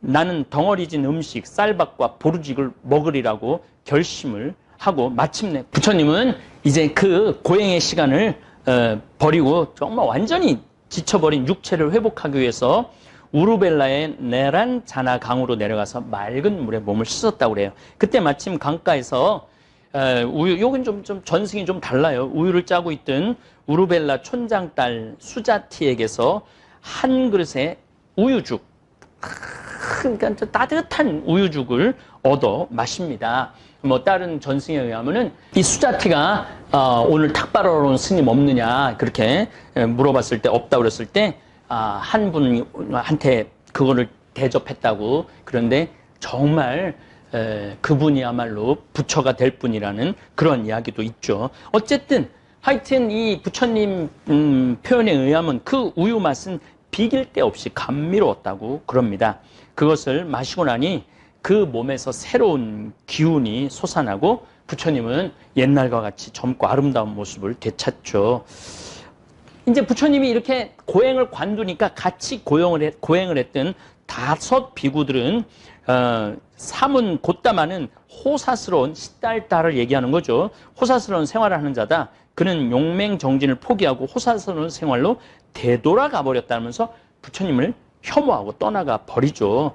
그러고 난 다음에 우리 부처님께서는 음식으로 몸을 회복하고 난 뒤 들숨 날숨의 마음을 챙기는 수행을 통해서 희망과 행복, 그 다음에 전생 후생까지 다 깨닫는 그야말로 붓다 깨달은 자가 되는 거죠.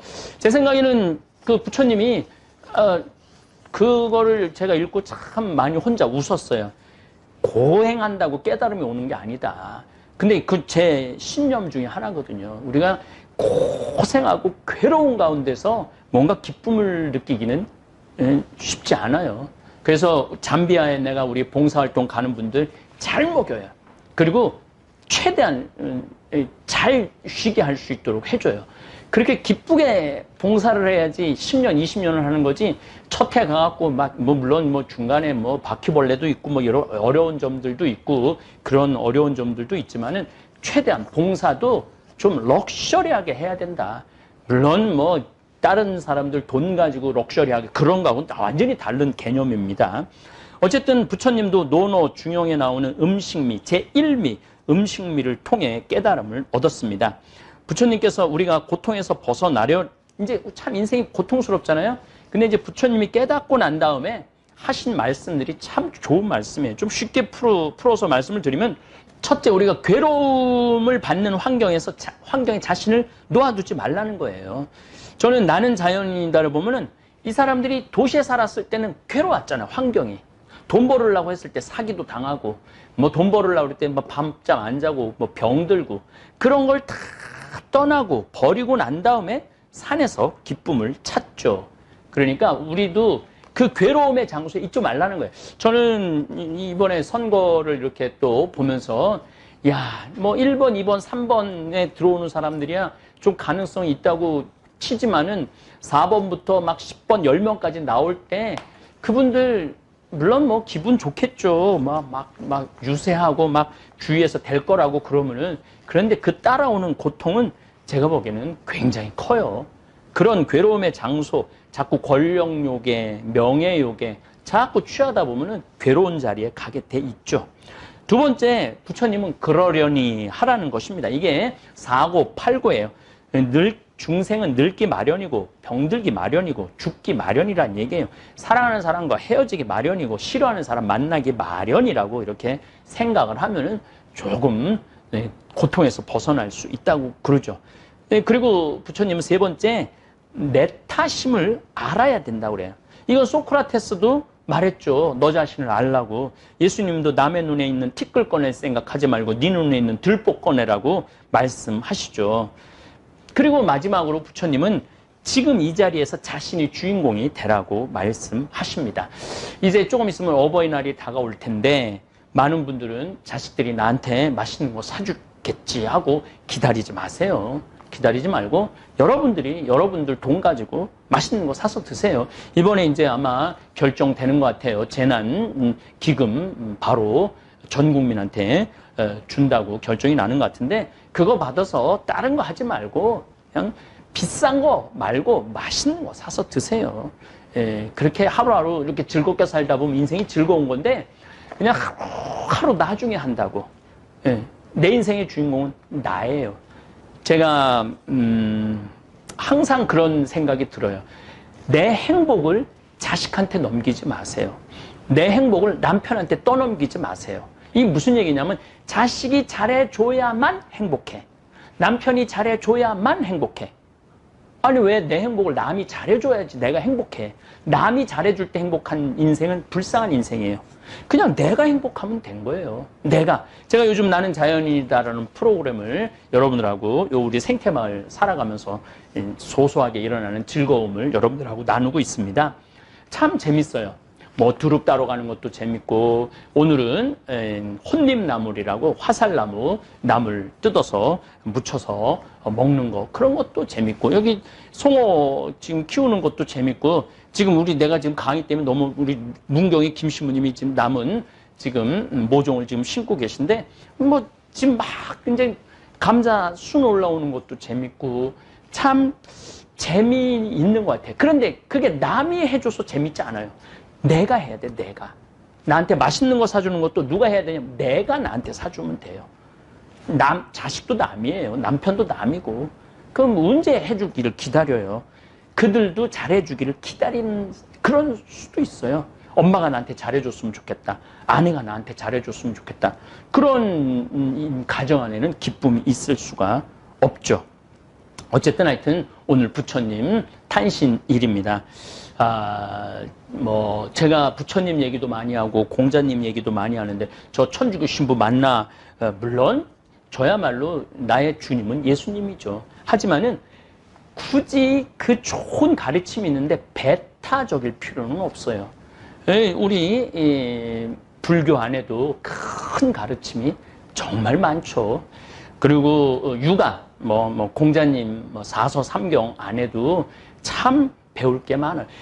뿐만 아니라 요즘 나오는 많은 사람들이 새로운 시각을 가지고 내가 세상을 다양한 눈으로 바라볼 수 있고 깨달음을 주는 것들이 많죠. 오늘 부처님 오신 날 정말 이 세상에 큰 깊이 있는 성찰을 하게 해주신 부처님 탄신을 축하합니다. 예수님께서 우리에게 먹이로 오신 신비는 아마 이 맛있는 걸 먹고 깨달음을 얻은 부처님 안에서도 인생 팔미의 일미, 먹는 맛을 이야기하신 공자님 안에서도 찾아볼 수 있습니다. 이 성체의 신비는 우리가 끝도 없이 깨달을 수 있고 음미할 수 있고 감사할 수 있는 게 성체의 신비입니다. 아마 이제 5월 5일인가 4일부터 미사 참여에 조금 더 자유롭게 여러분들 다니실 수 있을 것 같아요. 미사 정성껏 참여하시고 성체 정성껏 감사하는 마음으로 영하시기를 바라겠습니다. 여러분들도 보시면서 이 댓글들의 공통점이 무엇인지 생각해 보세요. 오늘의 주제입니다. 이제는 안락사를 법적으로 인정해야 하는 시기가 온 것 같습니다. 인간의 존엄성을 지킬 수 있도록 스스로 결정할 수 있게 해야 되지 않을까요? 당장 제 앞에 닥친 과제인 것 같습니다. 저도 요양원은 죽어도 가고 싶지 않습니다. 자식들에게 부담 주지 않을 때 스스로 죽고 싶지만 그것마저도 제 뜻대로 할 수 없을 때 얼마나 슬플까 하는 마음이 듭니다.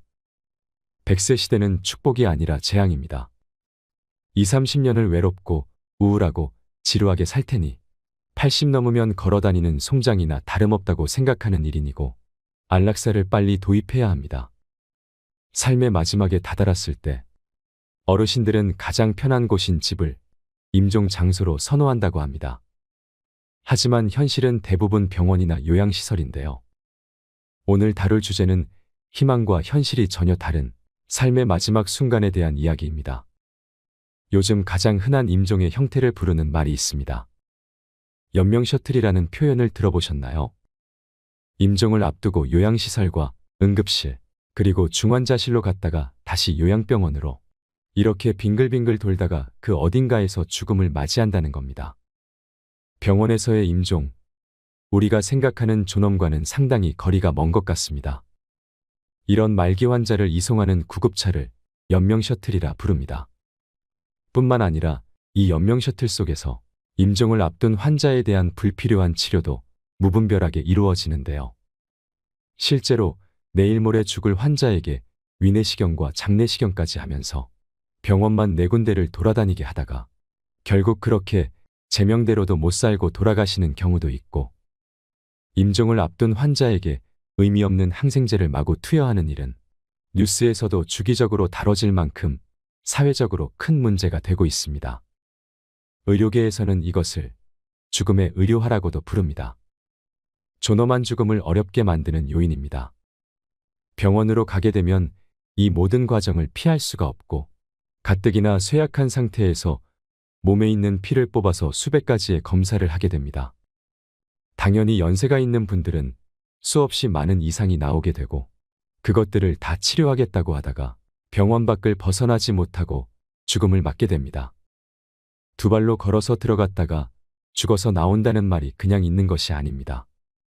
사실 눈에 보이는 현상만 교정하는 것인데 결국 가족 얼굴도 못 보고 병원에서 그냥 돌아가시는 경우가 다반사입니다. 특히 생애 말기의 환자들이 일반 병실에서 맞이하는 평온한 임종은 현실적으로 어렵고 중환자실에만 있어야 하는 경우가 많습니다. 우리 사회가 죽음을 부정적으로 여기는 탓에 일반 환자와 격리하는 이유도 큽니다. 가족과 함께 죽음을 맞이할 격리된 공간인 임종실도 대부분의 병원엔 없습니다. 우리의 임종을 무례하게 만드는 단초이기도 합니다. 마지막까지 중환자실로 가지 않는 유일한 방법은 1인실로 가는 것인데 큰 비용이 들 뿐더러 대부분의 병원이 1인실도 자리가 없어서 대기해야 하는 경우가 많습니다. 결국에는 마지막 임종 직전에 옮겨지는 곳이 바로 처치실입니다. 처치실이라는 것은 간호사실 옆에 물품을 쌓아놓는 공간이기도 합니다. 병원에서의 임종이 이렇게 이루어지는 것입니다. 우리나라 65세 이상 성인의 임종 선호 장소 1위는 집이지만 현실은 정반대입니다. 10명 중에서 7명 이상은 의료기관에서 생을 마감하고 집에서 임종하는 비율은 겨우 16%에 불과합니다. 집에서는 간병과 의료 돌봄을 충분히 제공받기 어려워서 병원이나 시설에서 임종하는 게 현실입니다. 집에서 숨지면 보호자가 경찰 조사를 받는 번거로운 절차도 있어서 임종 직전에 병원을 찾기도 합니다. 존엄사, 안락사, 조력사 이런 말을 많이 들어보셨을 겁니다. 누구나 존엄하게 죽을 권리가 있다. 나는 소변줄 끼고 그렇게 생명을 연장하고 싶지 않다고 생각은 하시면서도 실제로 어떻게 준비해야 하는지에 대해 잘 모르시는 분들이 많습니다. 어떤 의사가 겪은 이야기입니다. 어떤 병원의 90대 노인분이 삐쩍 말라서 기운 없이 누워 계시더랍니다.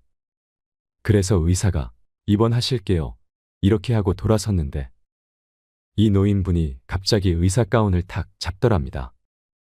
그러더니 그 의사에게 난 도대체 어디로 가는 거예요? 왜 나한테는 아무도 설명해 주지 않는 거예요? 하더랍니다. 이 의사가 그 말을 듣고 정말 충격을 받았다고 합니다.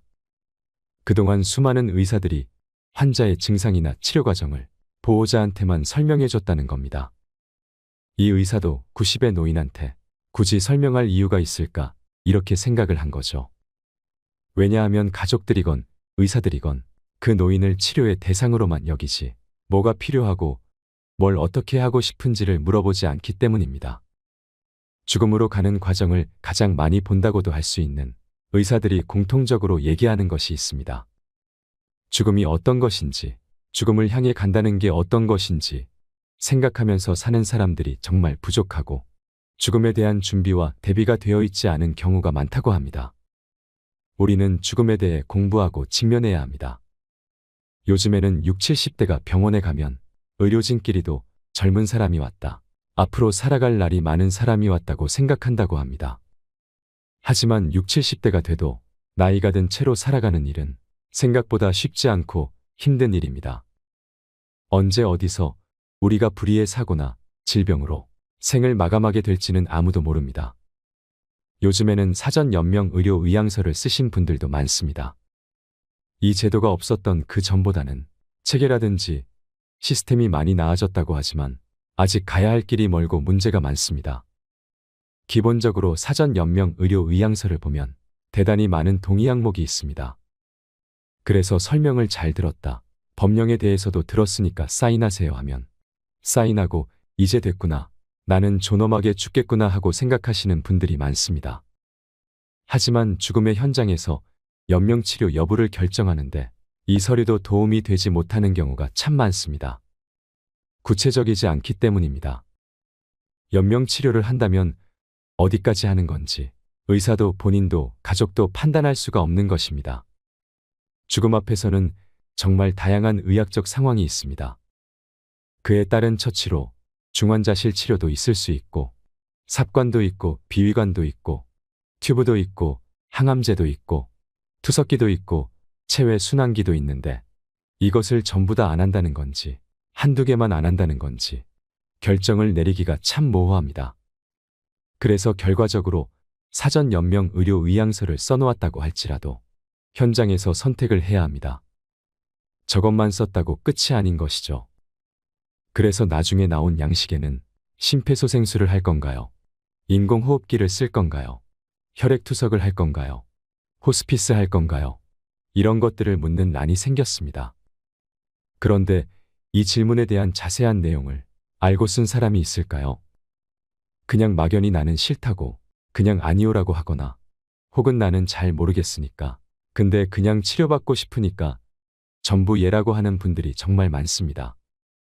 의학적으로 저걸 다 알고 썼다고 해도 어차피 병원에서 그런 상황이 닥치면 다시 물어봅니다. 그러면 환자나 보호자가 다시 답을 해야 합니다. 그만큼 복잡한 문제고 우리가 미리 알고 준비해야 하는 문제라는 것입니다.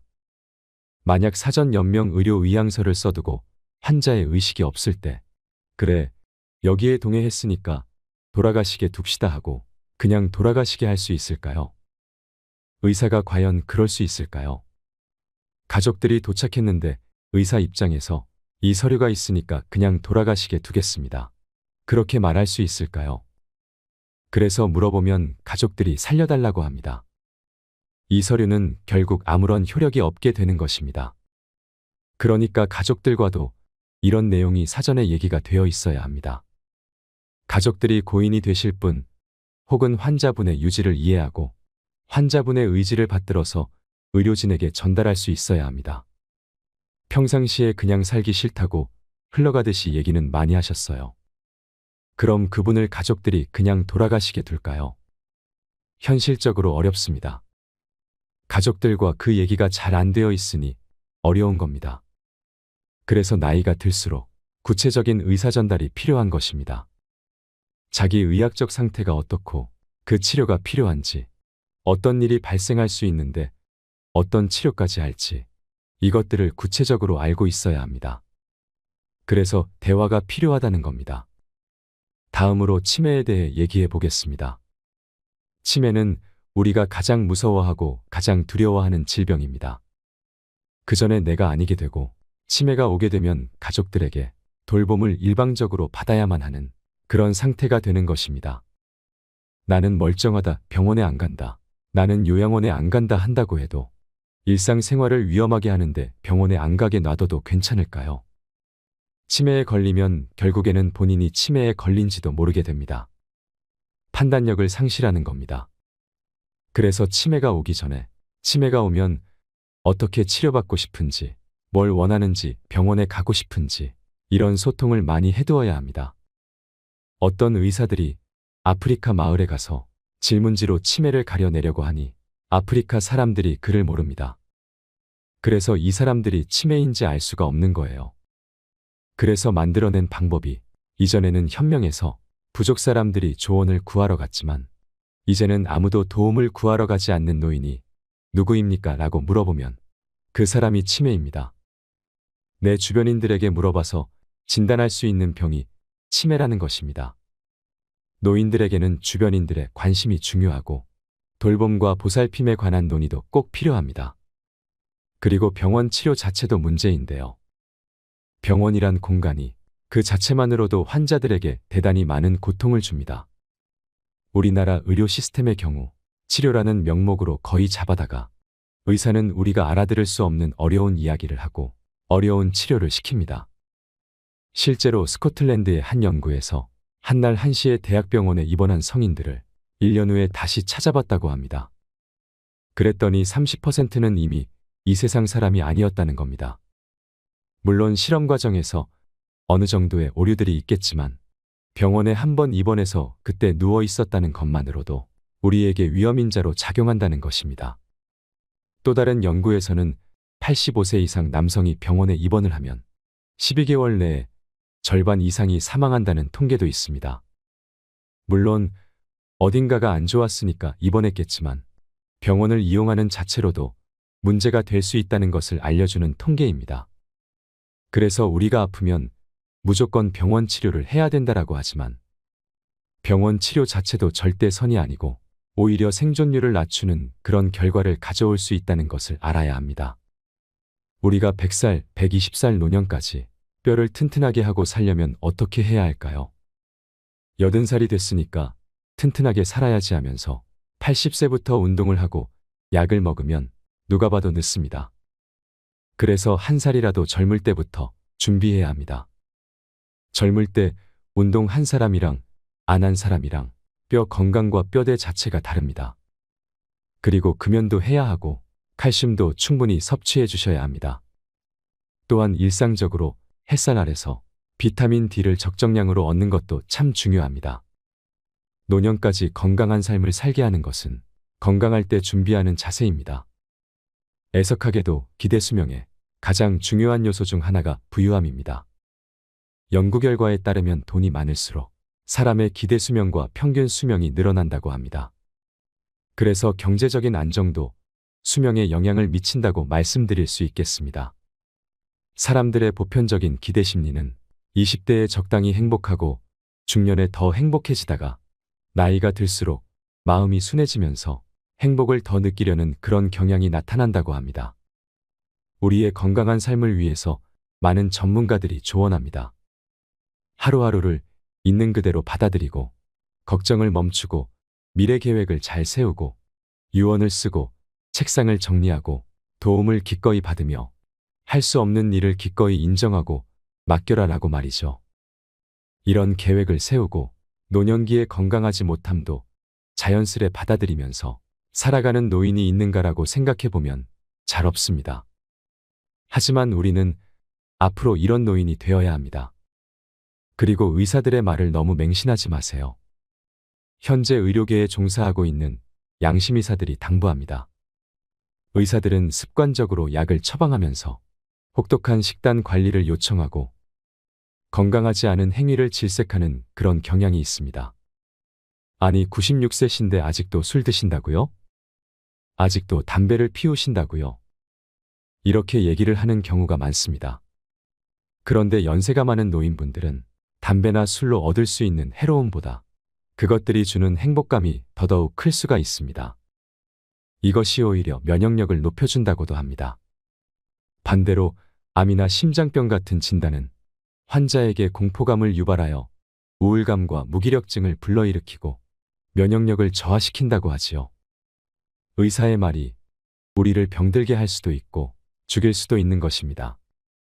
현명한 의사라면 환자에게 할 말을 신중하게 결정해야 한다고 생각합니다. 그래서 양심의사들은 노인들이 무리하게 생활 습관을 바꾸거나 건강을 위한 행위를 강요받을 필요가 있을까 의문을 제기합니다. 앞서 말씀드린 것처럼 병원 치료에서 의사의 말을 따르는 게 절대 선이라고 보기는 어렵습니다. 우리는 죽음에 대해 충분히 이야기해야 합니다. 사전 연명 의료 의향서도 그렇고, 치매도 그렇고, 낙상도 그렇고, 병원 치료를 받는 것도 그렇고, 우리가 이야기해야 하는 문제가 한두 가지가 아닙니다. 어떻게 죽을 것인지 협의가 안 되어 있어서 노인들은 무조건적으로 치료받고 돌봄 받다가 일방적으로 죽어갑니다. 그러니 이제부터라도 나이듦에 대해 공부하고 최대한 건강하게 살기 위한 방안을 생각하며 죽음도 준비되어 있어야 합니다. 그런 것들이 현 시대를 살아가는 사람들에게 대단히 중요한 문제라고 생각합니다. 더불어 병원과 의료계의 각성도 필요합니다. 환자를 세심하게 돌보고 환자가 무엇을 중요하게 여기는지 이해한 뒤에 대처와 치료를 하는 변화가 필요합니다. 노년 환자는 지속적으로 늘고 있습니다. 예를 하나 들어보겠습니다. 고관절의 골절 이후 1년 이내에 노인의 20%가 사망합니다. 한 번 골절이 되면 1년 이상 침대에 누워 있어야 되는데 이 생활이 심폐기능도 약화시키고 염증과 욕창 같은 의학적인 문제도 만듭니다. 낙상으로 골절이 생기면 그 순간부터 사망률이 매년 12%가 증가한다고 하죠. 그런데 낙상의 원인은 한두 가지가 아닙니다. 낙상을 일으키는 원인으로 치매약을 복용하면 이 약으로 인해 어지럽고 현기증이 나서 넘어질 수 있습니다. 신부전이 있으면 신부전 치료제로 인해 혈당 변화가 발생하고 어지러움을 일으켜서 넘어질 수도 있습니다. 그리고 백내장으로 눈이 안 보이면 또 넘어질 수도 있고, 당뇨가 와서 신경이 손상되면 손발이 저리고 기운이 안 들어가서 넘어집니다. 갑자기 저혈압으로 머리가 띵해져서 넘어지기도 합니다. 이렇게만 봐도 노인들의 낙상사고의 원인이 너무 많습니다. 그리고 이것들이 복합적으로 작용할 수도 있습니다. 하지만 의사들은 환자들에게 조심하셨어야죠. 왜 조심을 안 하셨어요? 낙상은 위험한데 이런 말만 합니다. 치료하는 시스템만 많이 갖춰져 있는 것입니다. 이게 가장 큰 문제입니다. 그러고는 자전거 타지 마라. 빙판 생기면 걷지 마라. 위험한 행동을 하지 마라. 이런 교과서적인 말만 거듭합니다. 낙상하는 순간 병원비로 1,000만 원 이상 나온다는 통계가 있습니다. 그런데 낙상할까봐 밖에도 못 나가면 오히려 더 위험할 수 있습니다. 신체 기능이 떨어지고 우울감을 가중시킬 수도 있지요.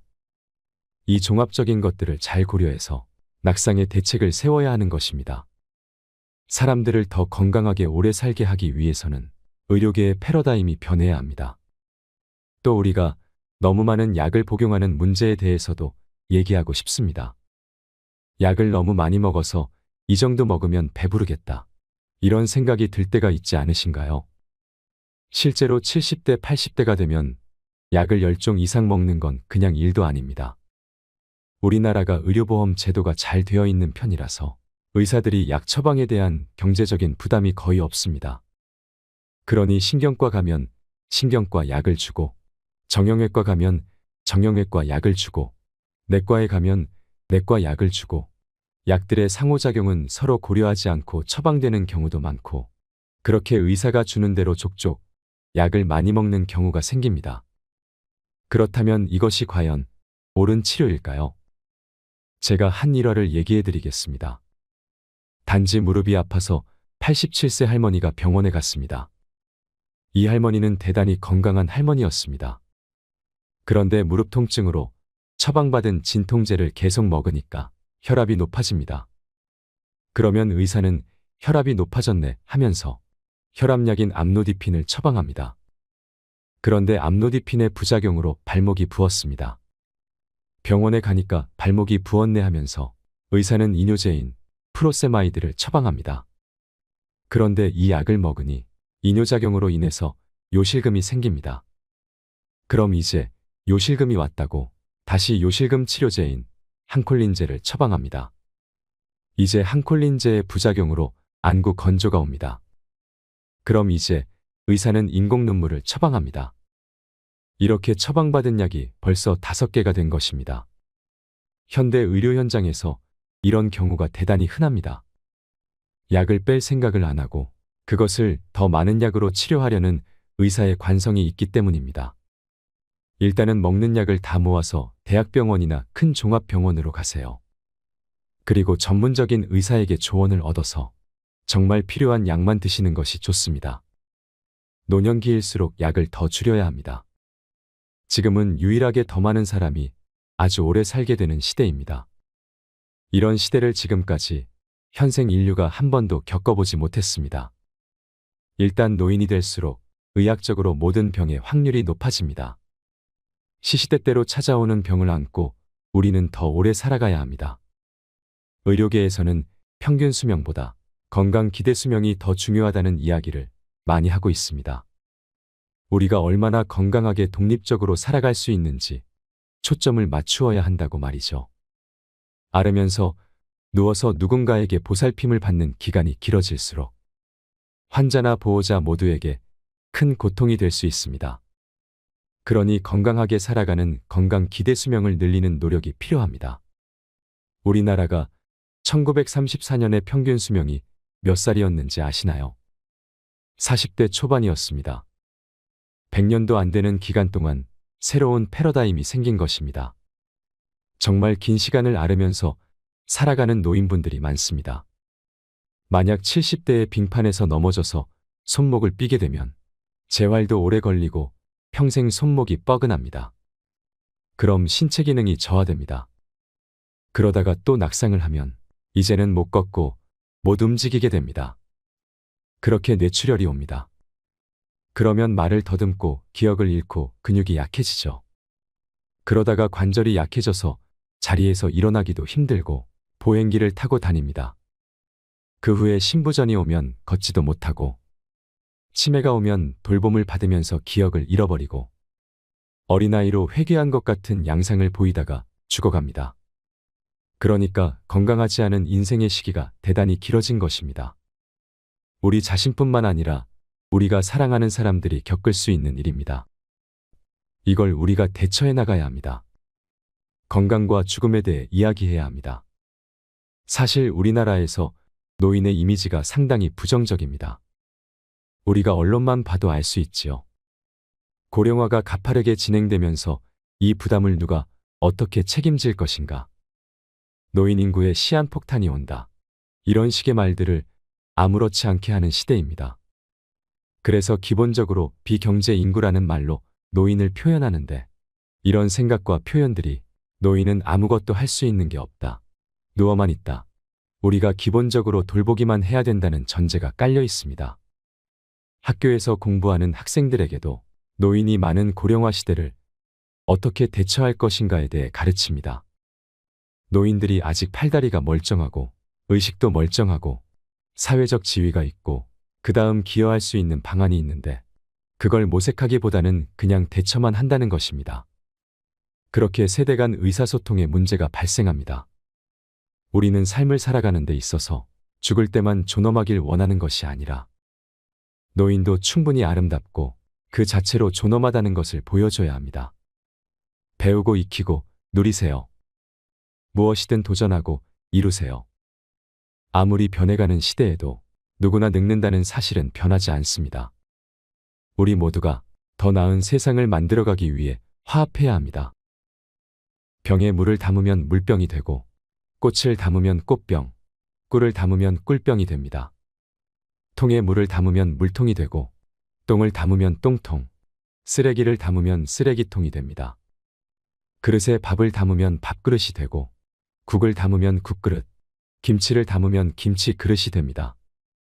병이나 통이나 그릇은 그 안에 무엇을 담느냐에 따라 좋은 쓰임으로 쓸 수도 있고 허드렛 일에 쓰일 수도 있습니다.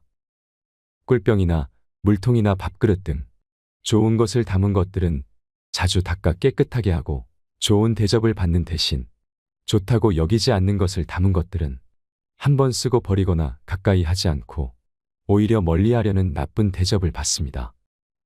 그리고 이러한 병, 통, 그릇들은 함부로 마구 다루면 깨어지거나 부서져서 곧 못쓰게 되기 쉽습니다. 우리 사람들의 마음도 이것들과 똑같아서 그 안에 무엇을 담느냐에 따라 좋은 대접을 받을 수도 있고 못된 대접을 받아 천덕꾸러기가 될 수도 있습니다. 즉, 우리 마음속에 담겨 있는 것들이 무엇이냐에 따라 사람 대접을 받느냐 아니냐로 달라지는 것이라는 말입니다. 불만, 시기, 불평등, 좋지 않은 것들을 가득 담아두면 욕심쟁이 심술꾸러기가 되는 것이고, 감사, 사랑, 겸손 등 좋은 것들을 담아두면 남들로부터 대접받는 사람이 되는 것입니다. 무엇을 담느냐 하는 것은 그 어느 누구의 책임도 아니고 오직 자기 자신이라는 것을 생각할 줄 아는 삶을 살아가야 합니다. 이 세상의 모든 이들이 이런 마음으로 살아간다면 세상은 조금 더 아름다워질 것입니다. 저는 요즘 이런 생각을 합니다. 삶과 죽음 앞에서 해탈하며 살아갈 수 있다면 얼마나 좋을까요? 다음으로 나이 들어서 비참한 노후를 피하려면 지켜야 할 7가지를 말씀드리겠습니다. 첫 번째, 과로하지 마세요. 젊어서는 아파도 약 먹고 부러져도 수술하면 빨리 나았습니다. 그런데 나이가 들면 한번 아프고 나면 갑자기 건강이 약해집니다. 가을비가 내리면 내릴 때마다 겨울에 가까워지는 것과 같습니다. 그래서 몸을 무리하게 쓰면 안 됩니다. 젊을 때 무리해서 몸을 억지로 쓴 것처럼 똑같이 생각하면 안 됩니다. 본인의 몸 컨디션에 맞게 생활을 해야 합니다. 두 번째, 과식하지 마세요. 아무리 맛있어도 적당하게 먹고 숟가락을 놓습니다. 맛있다고 자꾸 달라고 하는 것은 좋지 않습니다. 많이 먹는 것이 독이 됩니다. 술을 먹더라도 과음하면 안 됩니다. 나이가 들어서 과음이나 과식하면 안 됩니다. 자신의 욕심을 조절해야 합니다. 요즘 못 먹어서 영양실조로 죽는 경우는 극히 드뭅니다. 대부분 과식이나 과음으로 몸을 망치고 명을 단축하는 경우가 많습니다. 세 번째, 적당히 운동하세요. 걷기도 해야 하고 방 청소도 해야 합니다. 시골에 사시면 농사일도 해야 합니다. 몸이 안 좋다고 매일 방에 누워있고 하면 오히려 건강에 나쁩니다. 몸이 조금 힘들더라도 무리는 하지 않는 수준에서 움직여줘야 합니다. 다리가 아파도 조금 걷고 소일거리를 해야 몸이 굳지 않습니다. 이것이 운동이 됩니다. 따로 무리해서 헬스장에 가는 것보다 일상생활에서 몸을 계속 움직여주는 것이 신체적으로도 정신적으로도 좋습니다.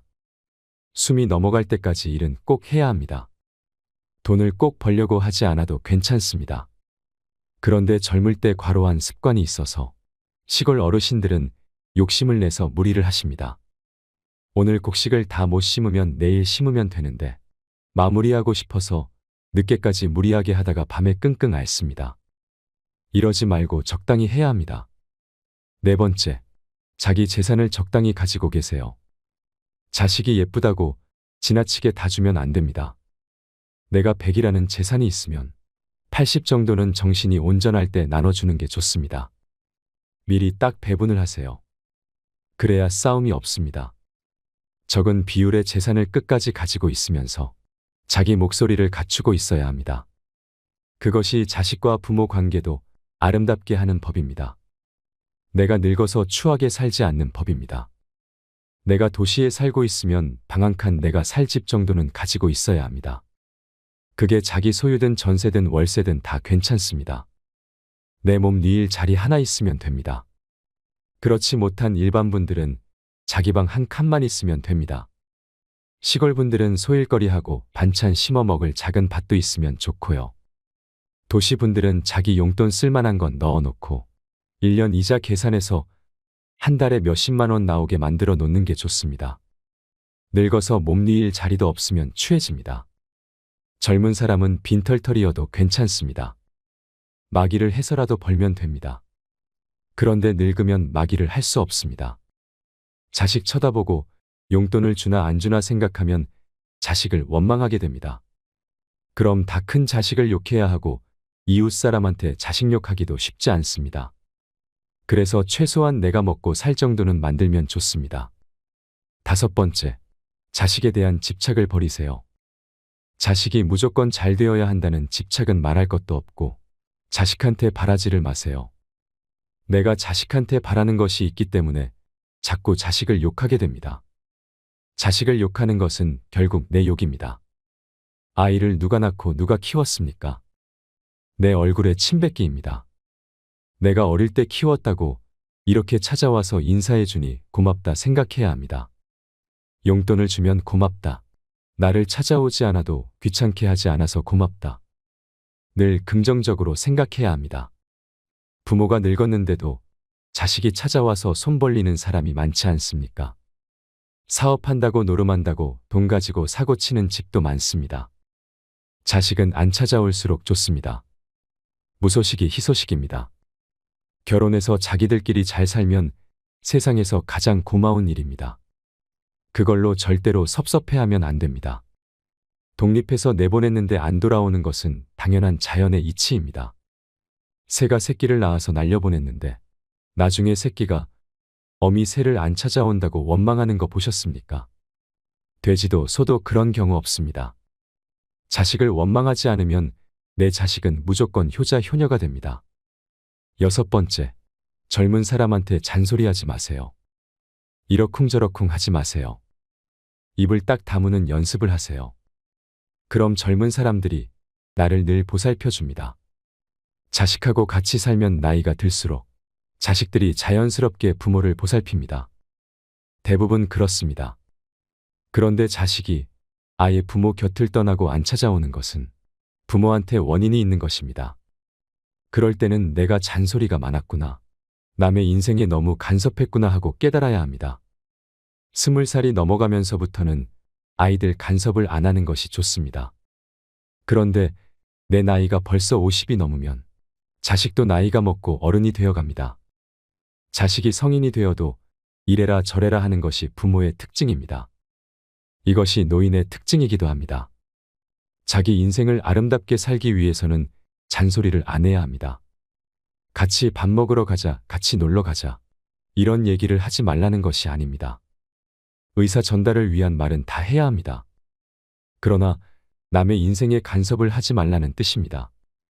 누가 말했느니, 누가 못했느니 이런 시비를 걸지 말라는 뜻입니다. 7번째, 인색하지 마세요. 사람들 누구나 자손이 잘 되기를 바라는 마음은 똑같습니다. 그 자손이 잘 되려면 잔소리를 해야 할 것은 아니고 그러려면 봉사를 해야 합니다. 복을 지으셔야 합니다. 작은 돈일지라도 여기저기 어려운 사람을 도와보세요. 다만 1,000원이라도 2,000원이라도 남을 위해서 쓰는 것이 복 짓는 일입니다. 그 복을 지으면 우리 자손들은 저절로 잘 됩니다. 사람이 결국 생을 마칠 때 바라는 것이 2가지 아닐까요? 하나는 내가 죽어서 좋은 데 가는 것이고 다른 하나는 남은 자손이 잘 되는 것입니다. 그러니까 내가 죽어서 좋은 곳에 가고 자손이 잘 되려면 하느님의 자식으로 봉사하며 살아야 합니다. 마음이 조금 너그러워져야 합니다. 인색해서는 안 됩니다. 연세가 들었는데 돈에 너무 집착하고 물건에 집착하면 좀 초라해 보입니다. 젊은 애들은 뭐든지 악착같이 모으고 살려고 하면 예뻐 보이지만 나이 든 사람은 추해 보입니다. 그래서 나이가 들면 너그러워져야 합니다. 내가 가지고 있는 물건도 옷도 형제나 친구, 집안에 누가 좋아 보인다고 하면 나눠주기도 할 줄 알아야 합니다. 어차피 죽고 나면 저 세상에 하나도 못 가지고 갑니다. 어차피 죽고 나서는 태울 물건들입니다. 내가 너무 유명해서 박물관에 기증할 것이 아닌 이상 다 태웁니다. 내가 죽기 전에 남한테 주면 모두가 선물입니다. 똑같은 물건인데 죽기 전에는 친구, 자식이 좋아하는 선물이 되고요. 죽고 나면 아무도 안 들고 갑니다. 아까운 물건 태우기 아쉽잖아요. 그러니 미리미리 나누어 주세요. 나누는 행동 자체가 집착을 놓는 것입니다. 복을 짓는 것입니다. 그런 식으로 인생을 살면 가을 은행잎, 노랗게 물들어서 떨어져도 사람들이 주워가듯이 아름답게 살아가는 것입니다. 봄에는 새싹이 돋고 벚꽃, 개나리도 핍니다. 여름이 지나면서 색상들도 무성하게 자라다가 가을이 되면 단풍이 들고 결국에는 모두 떨어지게 됩니다. 우리는 봄에 세상을 예쁘다고 하고 가을에 가랑잎이 쓸쓸하다고 외로워도 합니다. 그런데 반드시 그렇지는 않습니다. 봄의 꽃도 예쁘고 가을에 잘 물든 단풍도 너무너무 곱고 아름답습니다. 봄에 꽃놀이도 많이 가지만 가을에 단풍놀이도 많이 갑니다. 우리 인생도 그렇습니다. 아이가 태어나면 어릴 때 살결도 부드럽고 얼굴도 곱고 이팔 청춘이라고 10대 후반부터 젊을 때는 아름답지요. 그런데 늙으면 눈도 잘 안 보이고 귀도 잘 안 들립니다. 잘 걷지도 못하고 머리는 하얗게 됩니다. 인생을 논하는 강연을 할 때 새파랗게 젊은 신부가 단상에 올라가서 이야기하면 잘 안 통합니다. 머리가 하얀 신부님이 인생 얘기를 하면 더 좋아 보입니다. 지금 누군가에게 존경받는 노인들의 얘기를 들어보면 요즘 하는 얘기가 20년 전에 하는 얘기나 똑같은데 젊었을 때는 설득력이 없었다고 합니다. 그런데 이제 영감이 다 되어서 하니까 조금 설득력이 생겼나 봅니다. 더 늙어서까지 살지는 모르겠지만 갈수록 이야기가 구수해지겠지요. 술도 익어야 맛있고요. 된장찌개도 된장 국물이 재료에 스며들어야 제맛이 납니다. 밥도 충분히 뜸이 들어야 됩니다. 라면 끓일 때도 적당히 삶아서 밀가루 냄새가 빠져야 먹을 수 있지요. 우리 인생도 나이가 들면 삶의 맛이 맛있습니다. 늙어서 초라해지느냐 아니면 원숙해지느냐는 몸뚱이의 문제가 아닙니다. 마음의 문제입니다. 그래서 가을에 잘 물든 단풍을 보면 봄꽃보다 더 예쁩니다. 날씨가 쌀쌀한데 빨간 노란 단풍 보면 얼마나 아름답습니까? 잘 늙어 놓으면 무지무지하게 예쁩니다. 입에서 나오는 한마디 한마디가 인생의 많은 경험에서 우러나오기 때문에 들을 만합니다. 어린 애들이 조잘조잘 떠드는 것은 시끄럽기만 하지 영양가가 없기 때문입니다. 노인의 한마디는 말의 의미가 깊습니다. 늙어서 그런 멋을 잘 부릴 줄 알아야 합니다. 나뭇잎이 떨어졌는데 사람들이 주워가는 것은 단풍밖에 없습니다. 새파란 잎이나 꽃을 주워가는 거 보셨습니까? 떨어졌는데도 사람들이 좋아하는 것은 단풍입니다. 그렇기 때문에 여러분이 단풍처럼 아름답게 물들면 자식한테 버림받을 일이 절대 없고 자식이 없어도 이웃이나 친구에게 세상에게 버림받을 일이 절대로 없습니다. 그렇게 인생의 후반전을 아름답게 만들어 나가시기를 바랍니다. 오늘은 서산대사가 입적하기 직전 읊은 해탈시를 들으며 마무리하고 싶습니다. 근심 걱정 없는 사람 누구인가? 출세하기 싫은 사람 누구인가? 시기 질투 없는 사람 누구인가? 흉이나 허물 없는 사람이 어디 있겠소? 가난하다 서러워 말고, 장애를 가졌다 기죽지 말고, 못 배웠다 주눅들지 마시게. 세상살이 다 거기서 거기외다. 가진 것 많다고 유세 떨지 말고, 건강하다고 큰 소리 치지 말고, 명예를 얻었다고 목에 힘주지 마시게. 세상에 영원한 것은 없더이다. 잠시 잠깐 다니러온 이 세상에서 있고 없음을 편가르지 말고 얼기설기 어우러져 살다 가세. 다 바람 같은 거라오. 뭘 그렇게 고민하오. 만남의 기쁨이건 이별의 슬픔이건 다 한순간이오. 사랑이 아무리 깊어도 산들 바람이고 오해가 아무리 커도 비바람이라오. 외로움이 아무리 지독해도 눈보라일 뿐이오. 폭풍이 아무리 세도 지난 뒤엔 고요하듯 아무리 지극한 사연도 지난 뒤엔 쓸쓸한 바람만 맴돈다오. 다 바람이라오. 버릴 것은 버려야지. 내 것이 아닌 것을 가지고 있으면 무엇하리오. 줄 게 있으면 줘야지. 가지고 있으면 뭐하오. 내 것도 아닌데 삶도 내 것이라고 하지 마소. 잠시 머물다 가는 것일 뿐인데 묶어둔다고 그냥 있겠소. 흐르는 세월 붙잡는다고 아니 가겠소. 그저 부질없는 욕심일 뿐. 삶에 억눌려 허리 한번 못 피고 인생 계급장 이마에 붙이고 뭐 그리 잘났다고 남의 것을 탐내시오. 훤한 대낮이 있으면 까만 밤하늘도 있지 않소. 낮과 밤이 바뀐다고 뭐 다른 게 있소. 살다 보면 기쁜 일도 슬픈 일도 다 있는 것. 잠시 연기하는 것일 뿐. 슬픈 표정 짓는다 하여 뭐 달라지는 게 있소. 기쁜 표정 짓는다 하여 모든 게 기쁜 것만은 아니오. 나의 인생, 너의 인생 뭐 별거랍니까? 바람처럼 구름처럼 흐르고 불다 보면 멈추기도 하지 않소. 그렇게 사는 겁니다. 삶이란 한 조각 구름이 일어남이요. 죽음이란 한 조각 구름이 쓰러집니다. 구름은 본시 실체가 없는 것. 죽고 살고 오고 감이 모두 그와 같도다. 이상으로 책틀맨이었습니다. 지혜를 쌓는 당신의 오늘이 아름답습니다. 더 좋은 영상으로 찾아뵙겠습니다.